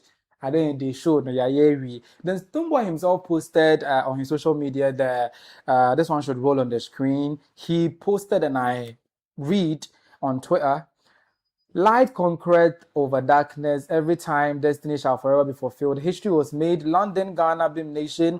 Thank you. I love you, and I can't wait to be back. And as you can see there too, he also used the opportunity to meet American rapper Gunna. And it really went well. And yeah, so I think we should take a look at he meeting up with Gunna. The Ghana video, this picture here, there's a video to that effect. Let's take a look at him meeting Ghana. Then we proceed. What's going on? There's my dad on the belly. Where you say you met you already? You can't push up on me. Okay, so away from all the bad energy, this was very positive, and I hope it turns into something. Because the moment you start linking up like this, we're expecting collaborations and stuff. So when it doesn't happen, it really pains, right? But talking about what was happening down here, a pastor also said something about it. And you know, with the pastor, when they speak, I allowed it. So Reverend Obofour said this. I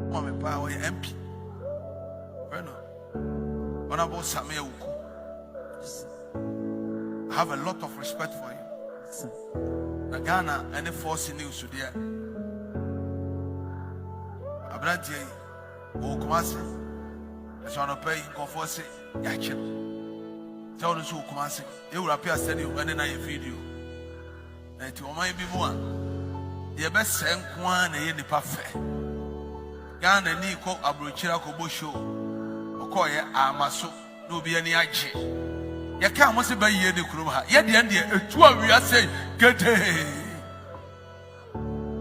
we body show. We say, Dino, and Yamma and a curtains and a sell. Copo be here. Now we are party, or more met now. Nipa says the other Tianimu, to be as yet to. Now, crowd fra one neighbor. Oh, say you buy Nigeria for. Say the Nigerians is promote to Omohono. Ghana kwa so for to me Charles Rakojina sorry them. Then sorry manu ya coach or my you could preach another software. We are no money the Jimmy sunlight. So yeah, the curtain that he made reference to.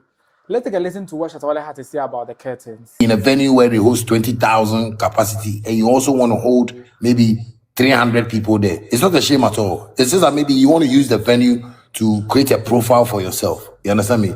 I can also choose to say, let me go and do show at the O2 and invite Enchua to come and sit down one chair. They should put curtain around her and give her one table. I'll perform and sweat. You understand me? So, and I'll say, and I'll come and write sold out. You say, oh, but he didn't, but Enchua was there. And I rented it. Look at this. You go and rent O2 and put curtains around and write sold out. Comment passive. Like it's not the best, you see that thing. You are just licking wounds. Oh, Shatta Fest na you know Bhim Fest yeah. Oh, for when you won't say there be. Uncle, your homework here. You go and do your homework so that maybe you can also do the arena, O2 arena like Starcode is planning to do, or a better venue. And here you're talking about curtains. Oh, I was very disappointed. Already, no, I'm always disappointed in him but this one I was further disappointed in him when he was talking about curtains instead of the fact that a Ghanaian has been able to pull almost over 10,000 people to the OVO Arena, Wembley, UK. So my panelists, I've given you I've done all the job, all the rundown, what happened last weekend. It happened last Saturday. We couldn't cover it, so we've covered it all here. But looking at what happened, the fact that they're arch rivals, one person's own flopped, one person's own has done well, the comments coming, what do you make of it? I'll just say, as Stonebwoy, we all know that he really has a good management team. Yeah. And as kudos to them that he had such a successful program. Yeah. You know, Shatta is full of controversies and people around him. I don't know if it's the controversies that surrounding him that spreads to the team also.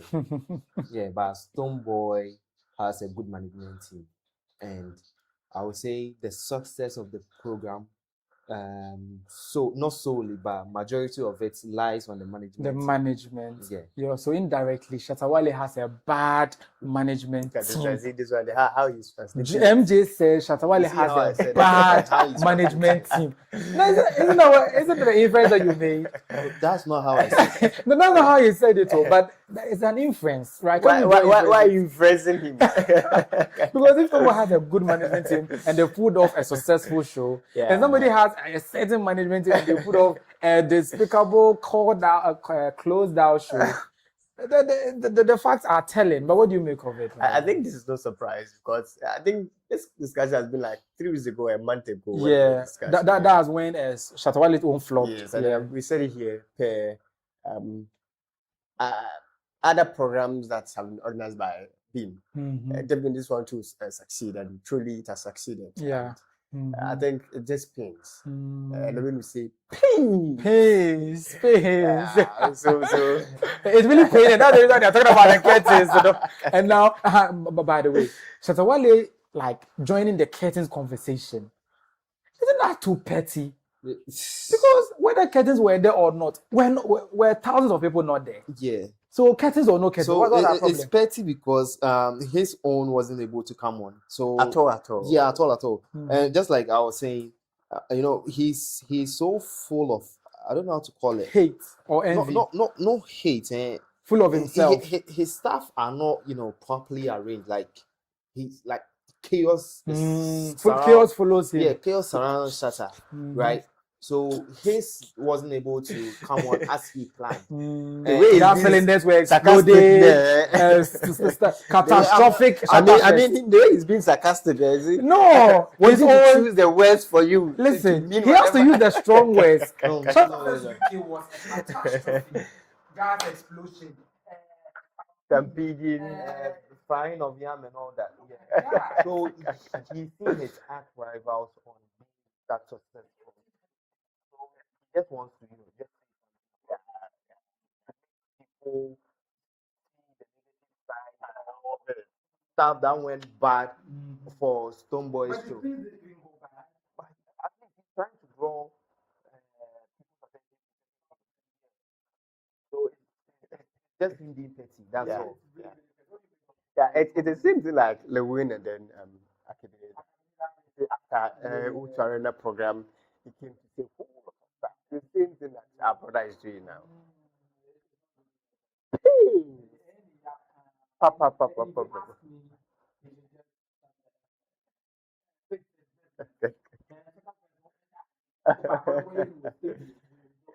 Yeah. Business, yeah. It's been successful. Yeah.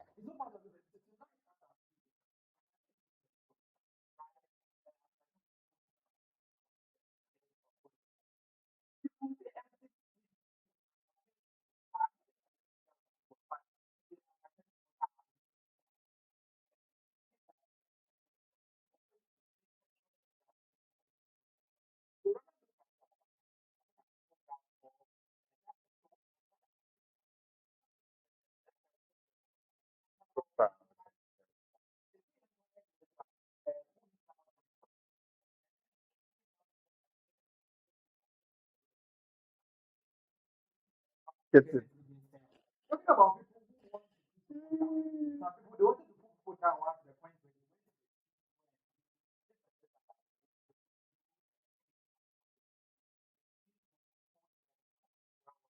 Oh, the lama, kumanunggo dirimu, coba.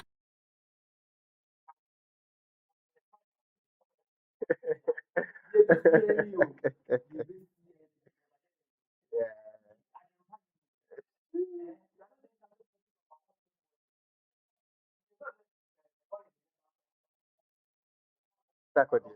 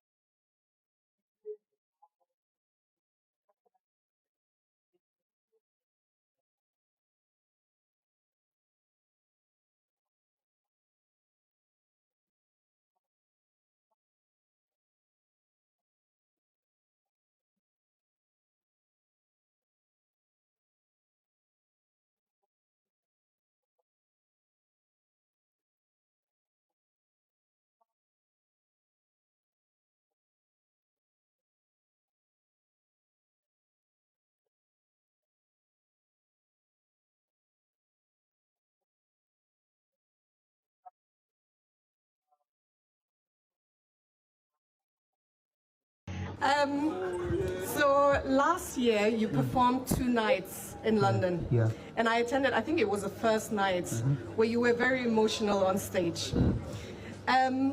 First of all, with this album that is coming out,